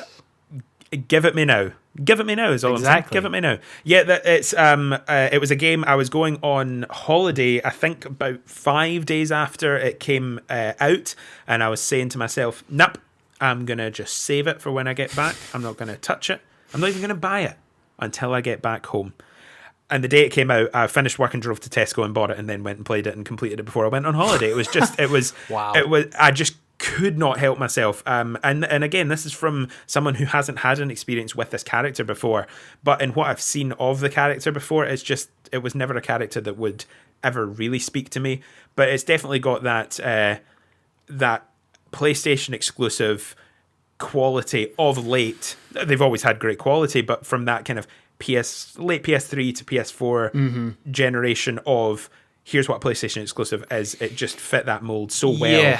Yeah. No, they really tapped into that kind of vein of just AAA, just absolute, meaty kind of cinematic experiences. I mean, I know we are sort of sounding repetitive here, but to us, in terms of artistic qualities in games and what makes something engaging to play through its story and whatnot, God of War 2018 is like the perfect example of almost like a perfect game when you think of it in many ways, because it's semi-open world, so it's got a balance there. The combat is fluid and visceral. The storytelling is, of course, amazing. The voice acting, it looks incredible. It's such a wonderfully kind of slightly shiny, quite colourful, but also varied. Obviously the sound design is there in terms of the impact of all the kind of combat sounds and whatnot. There's so much going for it as a complete package. The structure of the game, the skill tree elements and stuff, it's all just so well done. It makes you want to do everything. And, the only reason it's not closer to my top 10 is because there's just certain outside-the-box experiences that just speak to me just that little bit more and have stuck with me. Probably nostalgia as well plays a part, just because I've got that as well, of course. Yeah, they go a bit further back. But in terms of what a modern video game complete package can be, not being too long. Yeah, it's Yep. quite long and meaty, but you feel engaged throughout the whole thing, and I think that's where some, counterparts these days fall short. For example, Assassin's Creed Odyssey. Yeah, there was never a moment that I felt, let's just get by this wee bit here, or and what's good about that is that it just ultimately makes it replayable. I've not played it fully since 2018. I've jumped into it every so often just to kind of just run about and use the jump into the combat. But now with this PS5 upgrade, I'm going to play it again with that kind of new lens, with the new TV and the new console and 60 frames per second and stuff. So I'm really, really looking forward to jump back in. I've just got a couple of things to play first, and then I know that there's a small kind of lull coming up where it's just going to be blasted through again. And that's cool. 2018 to 2021. It was when was it? And was it summer 2018 that it came out? Yeah, I can't quite remember. I can't remember. Maybe March, April or something. Yeah, I mean, I'm just gonna kind of wait for 2 and let its, I guess, step up and what they're trying to do, just wash over me and let that kind of happen. Which is definitely coming out this year. Well, we'll see about that. But God of War was just such a. If you looked up the word epic, an epic tale in some sort of. I don't really know. Dictionary thing. I was going to, because I then said epic tale, which is more than one word, so I couldn't really say dictionary, so that felt short. But it really epic in is, the Googles. Sometimes that words like that could be overused, but it fits so well here. And it's funny because I sometimes joke to people about that game. I knew it was a 10 out of 10 going through it confidently, but I actually don't remember a lot of the story beats and stuff from it. I just sort of feel like I was so kind of overwhelmed by the whole kind of exhausting experience. I was kind of put through the ringer, but in a good way. Yes. That's almost feels by the by to me. I do remember that the storytelling was great. It's just that I think my poor brain is so taken over by other stories and whatnot, where I'm just kind of like, you know what? I knew that was a fantastic game to play through, and I can feel okay about that, even though I don't necessarily remember all of the story beats, but whatever. That's fine. Right, let's move on to your number 3 then. Top 3, here we go. Oh, we're getting there. So my number 3 is Elder Scrolls 4 Oblivion. Oh, there you go. That most famous Bethesda game. Arguably the most famous, no. Well, probably. I mean, I think that for them was kind of their absolute zenith. That was their zeitgeist, their moment in time where... The Mysterium Xarxes, yes. Well, you need to find the Mysterium Xarxes to be able to find out what it is you're bloody well doing in Oblivion, Do you have the Amulet of Kings? Yes.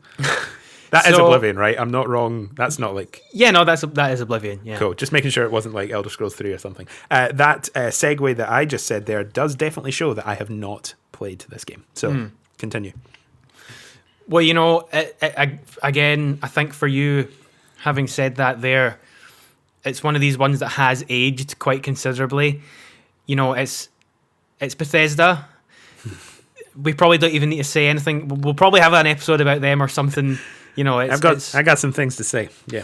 Wow. But just at the time in 2006, that engine was still relevant, and they made it accessible to the point where, they pissed off some fans of Morrowind because it wasn't quite as, serious and deep in terms of the gamey elements. But for someone like me, they made it accessible enough where it introduced me to what a Western RPG... It set the standard, I think, for a modern Western RPG.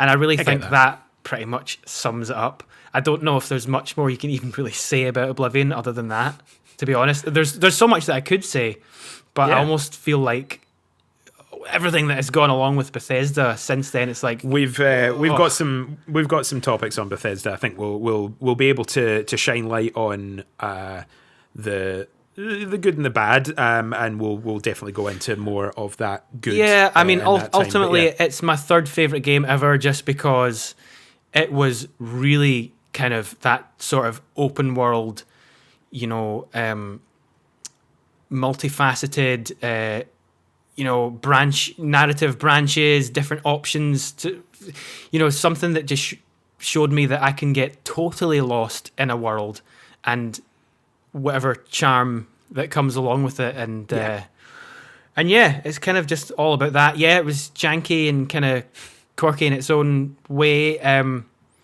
But at the time, it was just such a meaty RPG experience that I'm refraining from saying opening my eyes again. But I was 12. Forgive me, Eyes were getting opened daily at 12. So. 12 and 13, and so.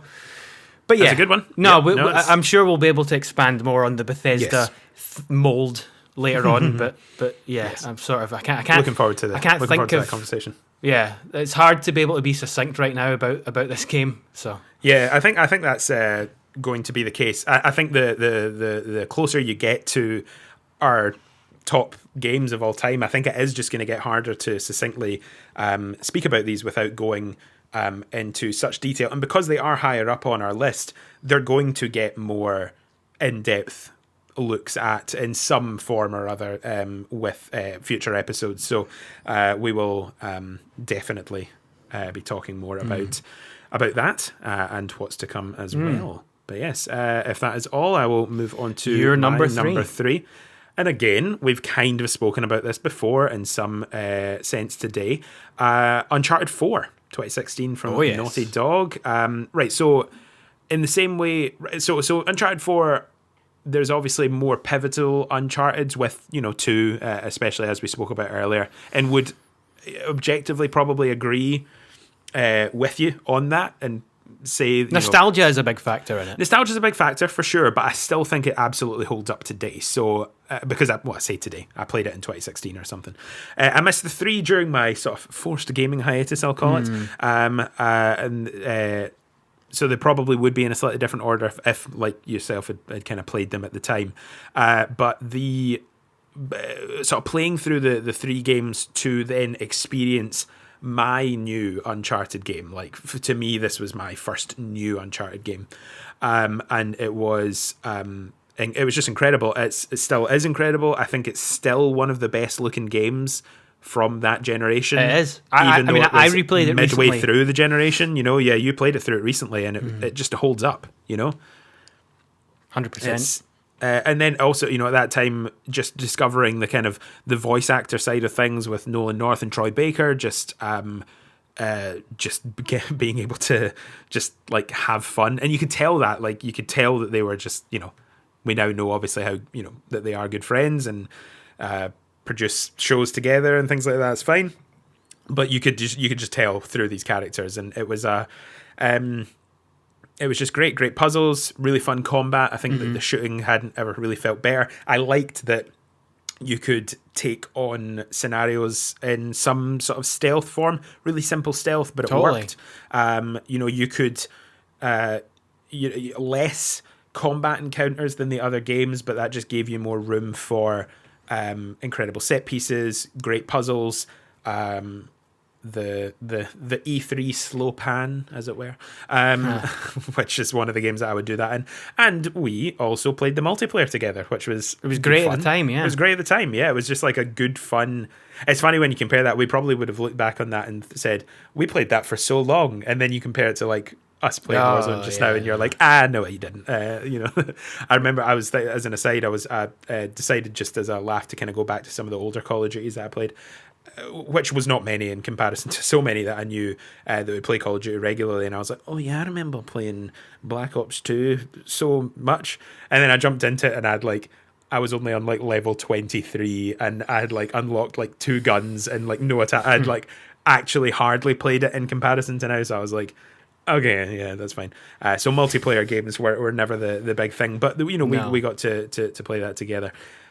What else to say? Uncharted 4. I think it's probably my favorite story of them. I think it again has matured matured through that kind of PlayStation exclusive mold that we've kind of spoke about before, and sort of put out the most serious but the most character development, the best. Yeah, no, totally.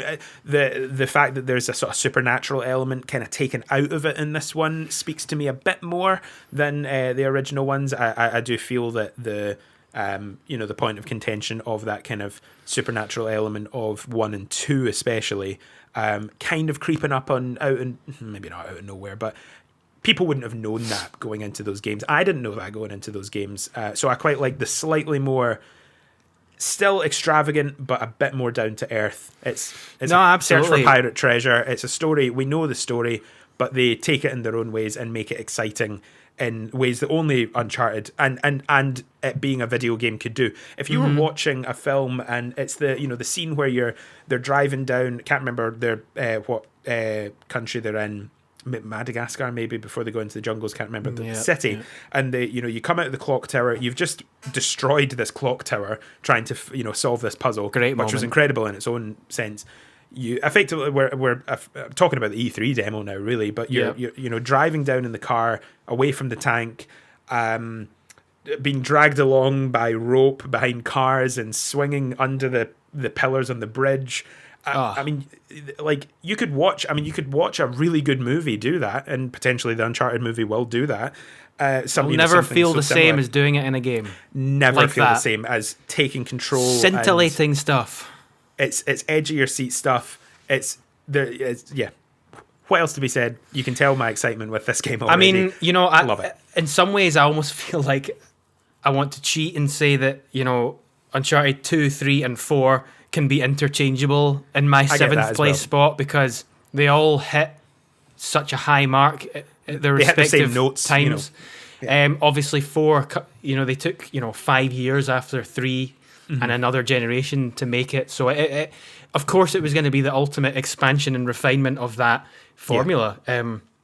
Obviously the nostalgia part for me with 2, it was a much more pulpy kind of cheesy game compared to 4, but which I love it for as well. I absolutely love it for that. It was very much its own kind of thing at the time, and that's why it stands alone and has that place for me. But absolutely, 4 was just an incredible kind of thing to take in at the time, because it met our expectations of what an Uncharted 4 in 2016 could and should have been, and they just exceeded as well. I would argue in my personal, because my experience was a bit more limited at the time. I think maturation was a key word there, because I think even the fact that they did kind of mature and make it a slightly more serious, I kind of just is a bit more in line with the times.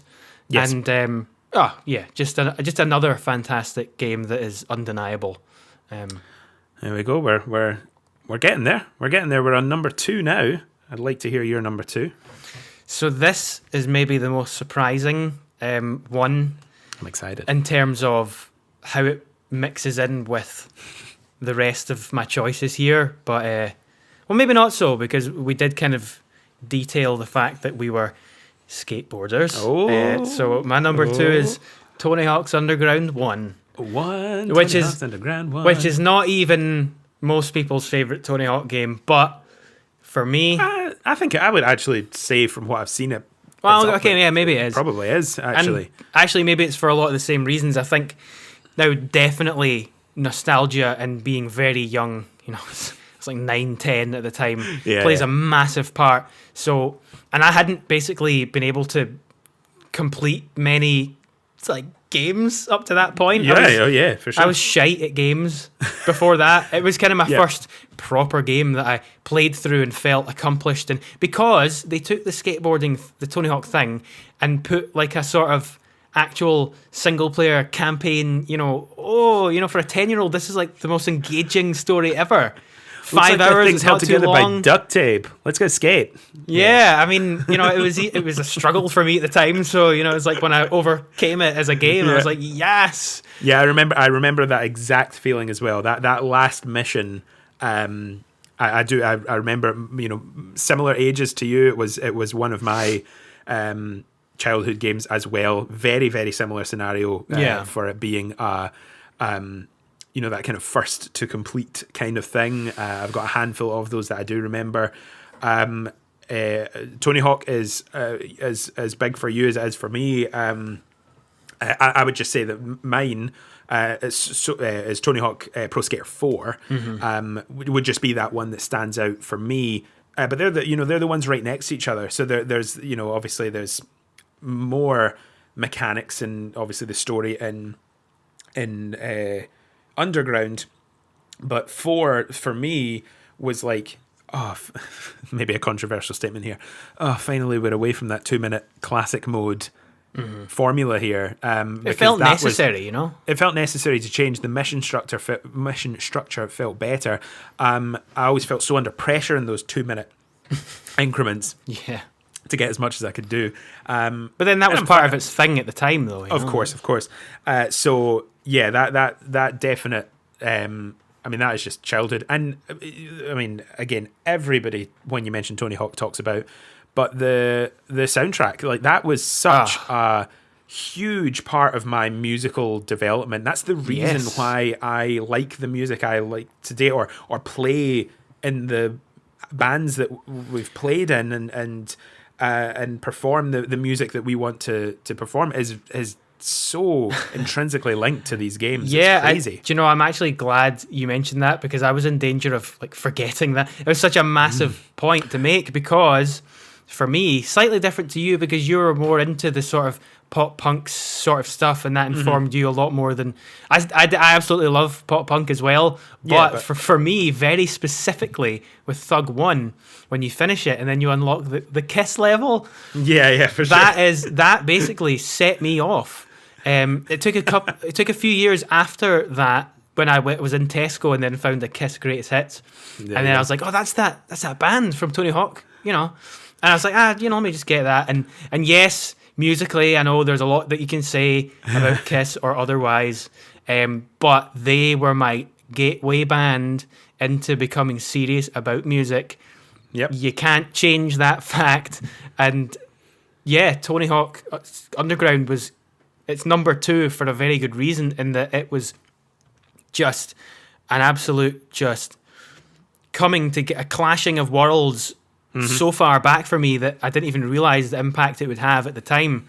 Yep. Gaming and music and skateboarding all coming together. Oh, yep, in a perfect marriage. And yeah, just wow. I mean, actually, I hadn't really quite fully realized the confluence of influence that this game has on me as a person. But there you go.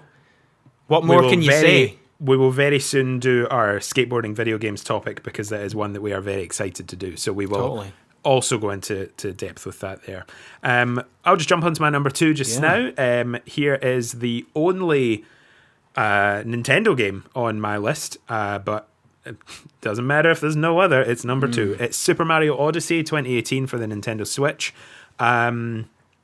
Mario is just is my OG. Like it's just so ingrained in my childhood from my brother playing Super Mario 64 and Mario Kart, and myself as well, Super Smash Bros. On the N64. Same. And just like doing as big brothers do and maybe not letting me play as much and just this mysticism around it, to getting my own GameCube and playing Sunshine and Mario Kart Double Dash and having the Wii and playing all these games, the Super Mario Bros, the side scrollers, the DS as well. Nintendo has been such a huge part for to be honest, not having much to show for it in the top 10 here. If you look just outside of my top 10, you've got Wind Waker, you've got Breath of the Wild, you've got Super Mario Sunshine, and all these. These are games that are all so important to me. But there was one thing that Mario Odyssey did that makes it harder, not impossible, but harder to go back to these other 3D Mario games. And it was in these older games, you would do the objective, you would find the star, and then you would get booted out of the level and you would have to go back in and start the next search for the next star. Whereas Mario Odyssey, as many people will know, is like you get dropped in this level and you're finding power moons in it, and you and every level has like 70 of them, and you can just tackle them in any order you want. There's some that would be locked behind certain bits that you can only really get after you complete the story. But when you put that into perspective, you're finishing the story with roughly around about 120 moons, and there's 999 in the game. So that end game is actually where you're going to be spending most of your time. Yeah. The level of creativity, the replayability, it's going to juxtapose to our top game that's potentially shared. Who knows? We do. And you gave it away. Well, we're good. But what I mean by that is this just made me smile the whole way, and the fact that we're now going to effectively juxtapose that just after. But yeah, I bought a Switch for this game. Like I wasn't, this was I've got the Mario Odyssey Red edition of the Switch. I didn't know that I wanted freedom in levels to explore and get moons or stars or whatever it is at any point in time. And then this game made me realize, right, that's exactly what I wanted from a 3D Mario game, or in any case, just any Mario game. It's got so much to offer. It's my plane game. Whenever you can actually fly in this world, I will play Mario Odyssey on a plane. I will usually, if I'm doing a long haul flight to the States or something, I will start a new save file every time, and then I'll just delete it when I finish, like when I finish the holiday, and just play that on the plane until I land, and then play it on the way back, and then just delete the save file, and then do it again the next time I would go to fly. And that's a very Nintendo thing to Super Nintendo thing to do. It's interesting because there's so much you can say about Nintendo, of course, and I actually feel bad how little that we've touched on in terms of Nintendo. Oh, and me too. Obviously they're like ground zero for video games in a lot of ways. And actually, now that we're moving into, we're going to do a bit of honorable mentions. Yes, I kind of feel like that plays into just letting people know that Nintendo and other things other than PlayStation is definitely been a part of. We're not just so outrageously partisan and have not experienced the outside world. We have. Yes. It's just that the PlayStation stuff speaks to us so much that informs how we look at games. But moving into that area of honorable mentions, even for me, in my top 25, I do have New Super Mario Brothers on the DS. Yeah. That was kind of my apex of when I had a DS briefly in time. That was the one game that it was just such a it was to me the ultimate Mario game. That's exactly what I remembered from being very young and having various Game Boys and playing the kind of old style Mario games and enjoying them, but always kind of wanting more, something a bit different from games. But I always appreciated that they were, like OG kind of, this is what a video game is, and we don't even really need to talk about the Nintendo style or Mario at length, because I think it's very well known to the mainstream world. I mean, to the non-gamer, you would say video games, and it's probably going to be Mario that comes to mind first. Yeah, it's just Mario is video games is Mario. Like it's Mario. And I've had plenty of great times and experiences growing up where I went over and played Mario Kart on other people's 64s and all that kind of thing. So it's definitely been a part of my life as well. It's important as much as anything else. I'd be shocked to find a gamer who hasn't had some experience with, like a fond memory with. Well, I think we're moving into that generation of kids now that will be like that, but which is sad. But of our age, let's say, our age and older. We're still in that transitional spot where we can talk fondly about that. But yeah, I mean, in terms of other honorable mention stuff, we're not going to spend too much time at all. We're going to kind of skim through it. But just to give you an idea of a lot of the things that we've spent a lot of time with growing up, things that have had an impact for one reason or another.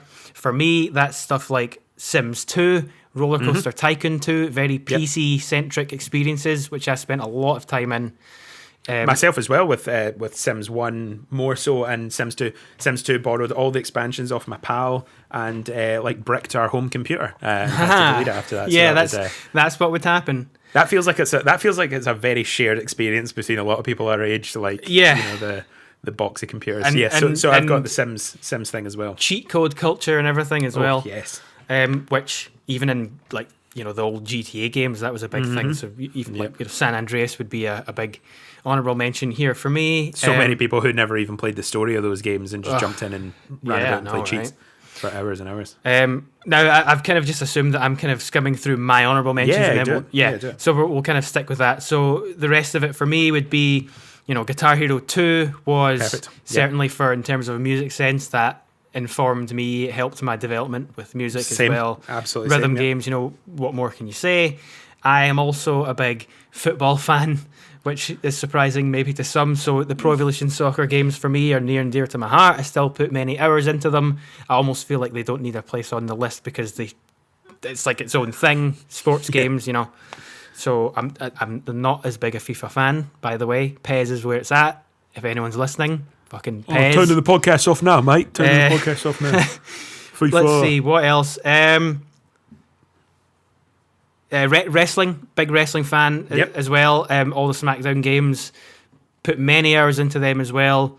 Similar reason for like the PES stuff, they kind of stand alone as a series outside of lists and whatnot. Yeah. And then lastly, I'll just say Gears of War 1 was like my first serious big boy game that I managed to get through, and it was just, oh my goodness, not appropriate for, for people of our age at the time, but, we did it. And then also that was my first big multiplayer experience. Spent loads of time in Gears of War 1 multiplayer, such fond memories, because it was just so straightforward, simple at the time, which appealed to me. And I'm not that much of an Xbox hater, by the way. Now Gears of War. It did take just shy of two hours to get mentioning an Xbox game, but that's fine. But there you go. And people will think it's maybe quite offensive that we're skimming over this stuff, but that's just how it is, man. So make your own podcast if you know and do that. Yeah, for sure. So there you go. That's all my kind of honorable mention stuff. So. I've actually mentioned a number of these through the podcast already. Tony Hawk Pro Skater 4, Call of Duty Warzone, just for its obvious reasons as we spoke about earlier. Spoke briefly about Breath of the Wild, Legend of Zelda for the Switch. That is one that just fell short of the list. I think it's just an absolutely incredible game. Death Stranding we've spoken about as well, the Crash Bandicoot series, but original Naughty Dog games, again spoke about that as well, also part of my childhood, of course, absolutely. Not in such a big way at all, but definitely still there, just still there. We've again that older style Assassin's Creed 2 and 4, Black Flag, that would be your kind of two standouts for me from I'm exactly the same. Two and Black Flag, two of my favorite games, Yep. But the two that I've not mentioned here, more recent one, Ghost of Tsushima. Again, I'm putting that in there. I loved it so much to platinum it fairly quickly after completing it. So it has to, I feel like if I'm going through the effort of platinum these games, I want to mention it at least, that they have definitely spoken to me continue to have spoken, speak to me through the potentially grindy process of platinuming it, even though these ones are definitely more achievable. And the last one there, in the same vein as that, would be Horizon Zero Dawn. Again, very, very PlayStation orientated, but it's just, that's exactly what speaks to me.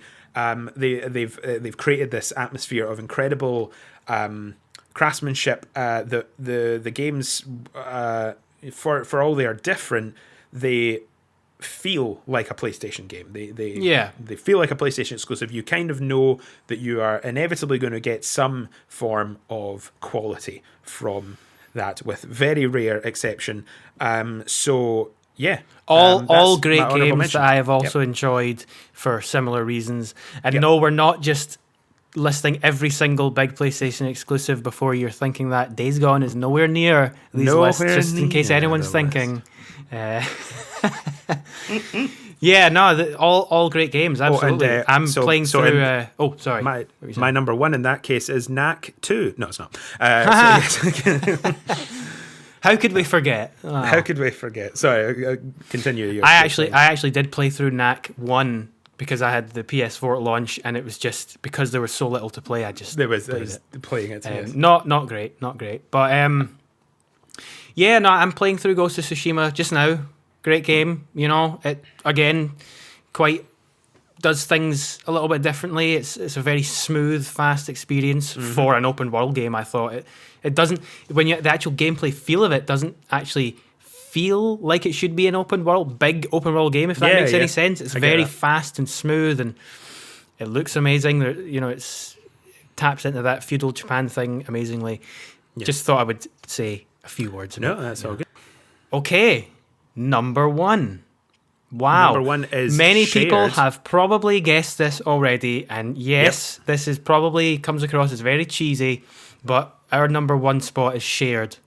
And we've both decided to include both games of the series because you know it almost feels like it goes outside of a category of being able to choose these as single games, because they just for us there's so many superlatives, not enough superlatives that can be said about these games as just finely crafted pieces of art in terms of what video games can be. And of course we're talking about The Last of Us and its sequel, Last of Us 2, which yes, there is a disparity there in the technical aspect of that game, but we're putting them together anyway because Last of Us 2 continues and probably completes the story and, you know, thing of what Last of Us is. So, I mean, for the most part, we are sort of thinking Last of Us 1, I think, is kind of, it was the one for so long. Absolutely. And it's to be honest, since we made this list, I mean, this list has been sitting on the notes in my phone and been adjusted and edited over the years, but for years. And Last of Us has always just stayed at the top for both of us. It's a no question, no brainer, no questions about it.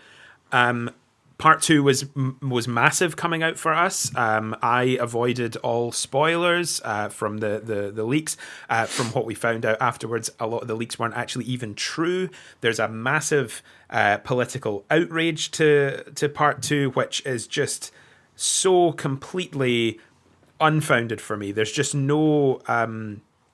I've got no problems with the way that 2 tells its story. It's bold. It's... unexpected. It's just I watched an interview with Neil Druckmann after 2 came out, and he was kind of like, right, this was our intention, this is what we wanted you to feel at this moment, this is what we wanted you to feel here, and I aligned myself. I felt what he wanted me to feel, and totally. I don't mean that as if you didn't, you are not as smart as I no way, shape, or form do I mean it like that. But what to me now, which is why both games are at the top of my list, I can't now see ever just experiencing one without 2. Whether that's in actually replaying the games, whether that's even just in thought, there's this just that interweaving story that just is so expertly carried on between both games. The fact of the matter is, Joel isn't a good guy. He's not the hero of this world. He is the hero of this story in a way, but then kind of isn't, and whatever. My notes here is, obviously it's a controversial choice for adding Part 2 to this, but I think that it is just a perfect continuation of a perfect story. Part 1 could have stood on its own fine and it would still been number 1, like Absolutely. We said, it has been for years. Absolutely. They didn't need to make 2, but I'm so glad that they did. The risks that they took for 2 for me completely paid off. When big event happens in middle of game, let's just keep it as vague as we can, just for no spoilers. And you are back to Seattle day 1. Let's just say that's fine. That's not fairly. That's whatever. I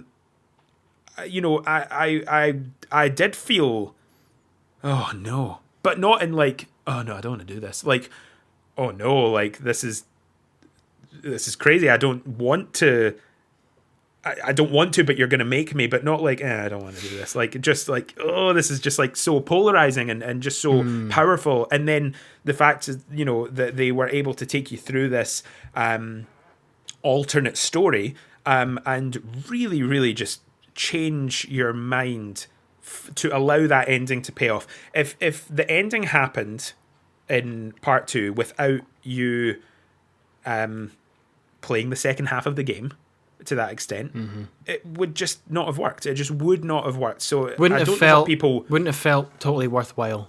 A great point that I've seen in a YouTube video is that plot and story are two very different things. It's a revenge plot, but that's not the story of the game. The story Absolutely. is what's happening throughout. It's especially part 2, but part 1 as well. But part 2, just because of the characters that you've grown to love since 2013, and replaying and studying and analysing the game. I haven't cried as much as I have at like any form of media than part 2. It'll do that. It'll do that. Just I sell hardcore drugs. It's not even him that says it, but there you go. It's, but if you were to show somebody the first 10 minutes of Last of Us Part 1, I think you would probably say, "Yep, I get it. That's at your top." Like that, the opening sequence of that game is better than every 90% of everything else. Such a bold statement, and people are like turning the podcast off now, going, probably, nope. Yeah. Well, I don't know. It's not an unpopular opinion to say that The Last of Us is perfect. I've got no problems with it. I've got nothing I would change for either of the games, and I mean that honestly. I wouldn't change part 2 for the world. Yeah. I think that we need to hold ourselves back here, because again, this could go on for so long talking about this game. Do you know, we might well just do a whole podcast talking about the ins and outs of The Last of Us. I think we need to. And what it means for its cultural place in the kind of the mainstream media now, because like it clearly, especially after 2, it was the ultimate zeitgeist game. It got political, for goodness sake, and yeah, like what you touched on earlier, I think pretty needless. I don't think that should have been part of any kind of vitriol. Yes, no. You could look at small elements of 2 and think one way or the other about it, but ultimately they don't really affect the overall quality and what 2 was trying to get across. We're not even going to mention it because I don't even think it's that worth mentioning. What the outcry, part of the outcry was about it. But I also just think it goes to show that they are Naughty Dog. They are at the top of the pile. They're on the perch, and people wanted to see if they could almost like knock them off. Like how can we create some sort of backlash just because everybody knows it? Like, whether real gamers want to admit it or not, they are the creators. Like no one can touch them in terms of detail, voice acting, storytelling, graphics, environmental storytelling, which is a big thing in games, by the way. If you can't appreciate, what. Because a lot of people, you hear them say, "Oh, the gameplay is boring. Oh, it's just boring. Oh, this and that." It's like, I find it hard to relate to it because I can't even. There's some things I'm like, yeah, I get it. I get why you might say that. I get why someone who grew up loving Tony Hawk doesn't like Skate. Like, you want the arcadey thing. I get it. That's fine. But there's just, when people just say it is a boring game, gameplay wise, I just don't understand it. Not at all. I just cannot. I can't fathom it. It's terrifying. It's visceral, it's violent, it's beautiful, it's, I mean, adjectives. It is everything that it is every superlative that we've said for every other game thus far and more. Yeah, like it's the perfect summation of, if you want to know like what do you like as a gamer, there you go. You could look at the total top 10, that's fine, but Last of Us Part 1 I mean, I just don't know how literally everybody couldn't appreciate what it's done for video games, because Yep. it has pushed the envelope more than anything else in the last, 10, maybe, 10, 15 years. I'm going to just put that out there.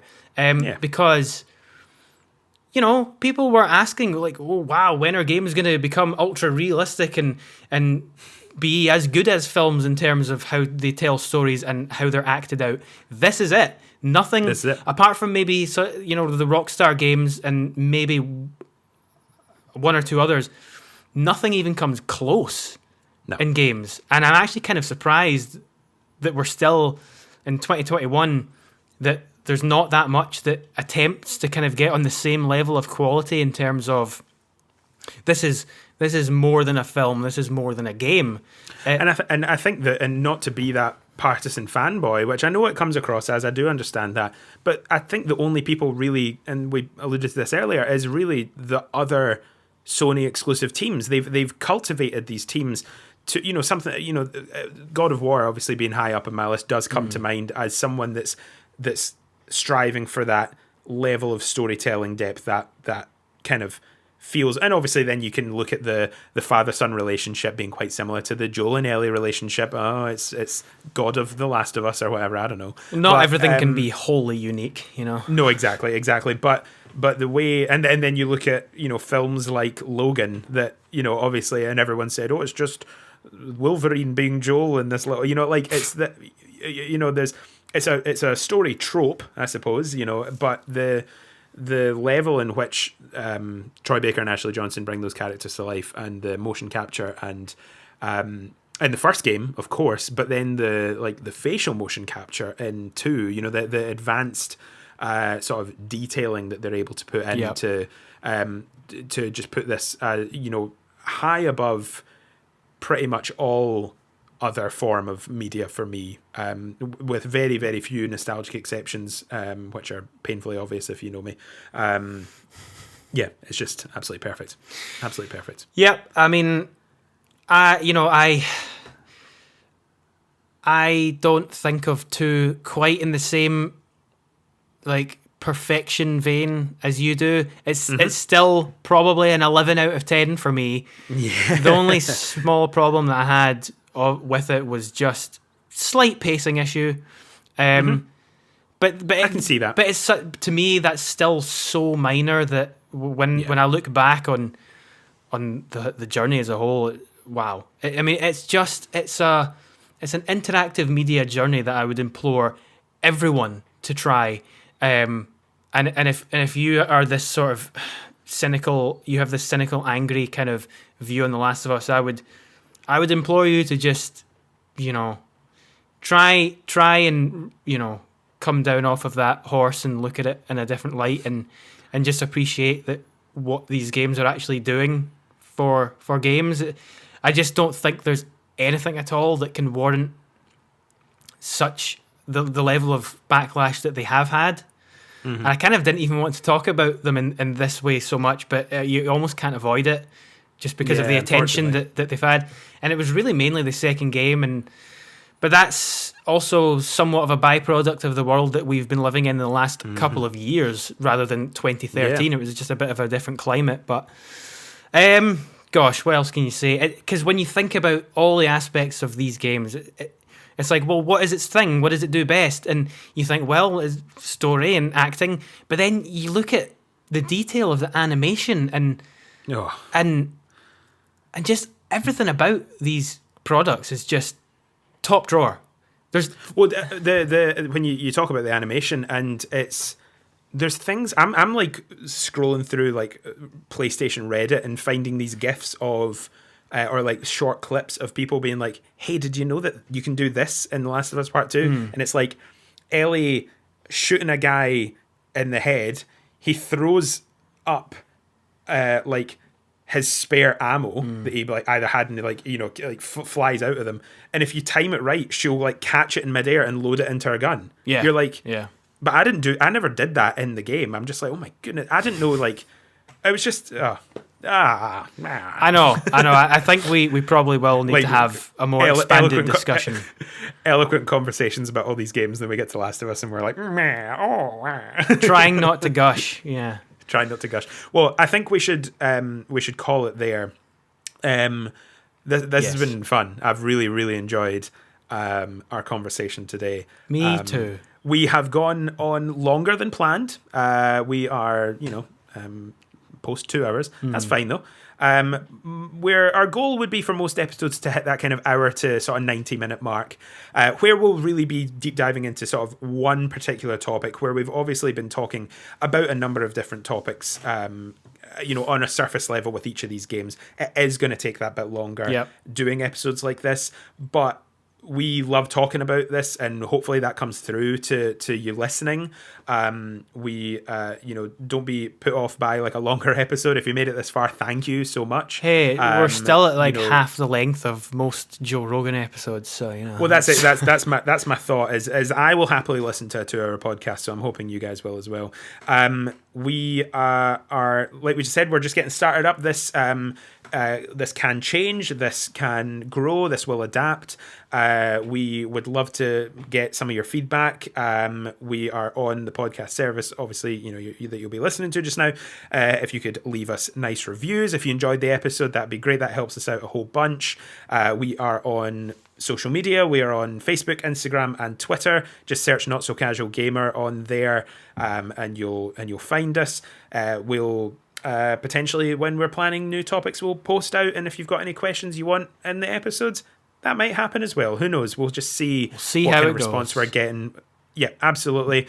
In terms of future plans, scheduling, releasing, we're probably looking at a sort of fortnight. Not fortnight. We're looking at a 2-week release schedule for this here. We'll settle on a date after this episode is edited, and we'll publish it, and we'll decide on the kind of regular day. So we'll be looking at sort of every 2 weeks for an episode. We're always down for topic suggestions as well. Anything that you can DM us or tweet at us. Fuck yeah. And we'll absolutely, it's gonna be good. So have you got anything else to say before we let the people go get on with their lives? What are you thinking? No, I think we summed up our tastes quite well and gave a bit of an insight, and I think we have concluded today's festivities, Festivities, There you yes. go. Well, there we go. Well, thank you so much for listening. We hope you enjoyed the episode. We'll be back in 2 weeks with our first main deep dive topic, and we are very much looking forward to that. Thank you so much for listening. Yes. And goodbye. Goodbye. Toodaloo. Bye.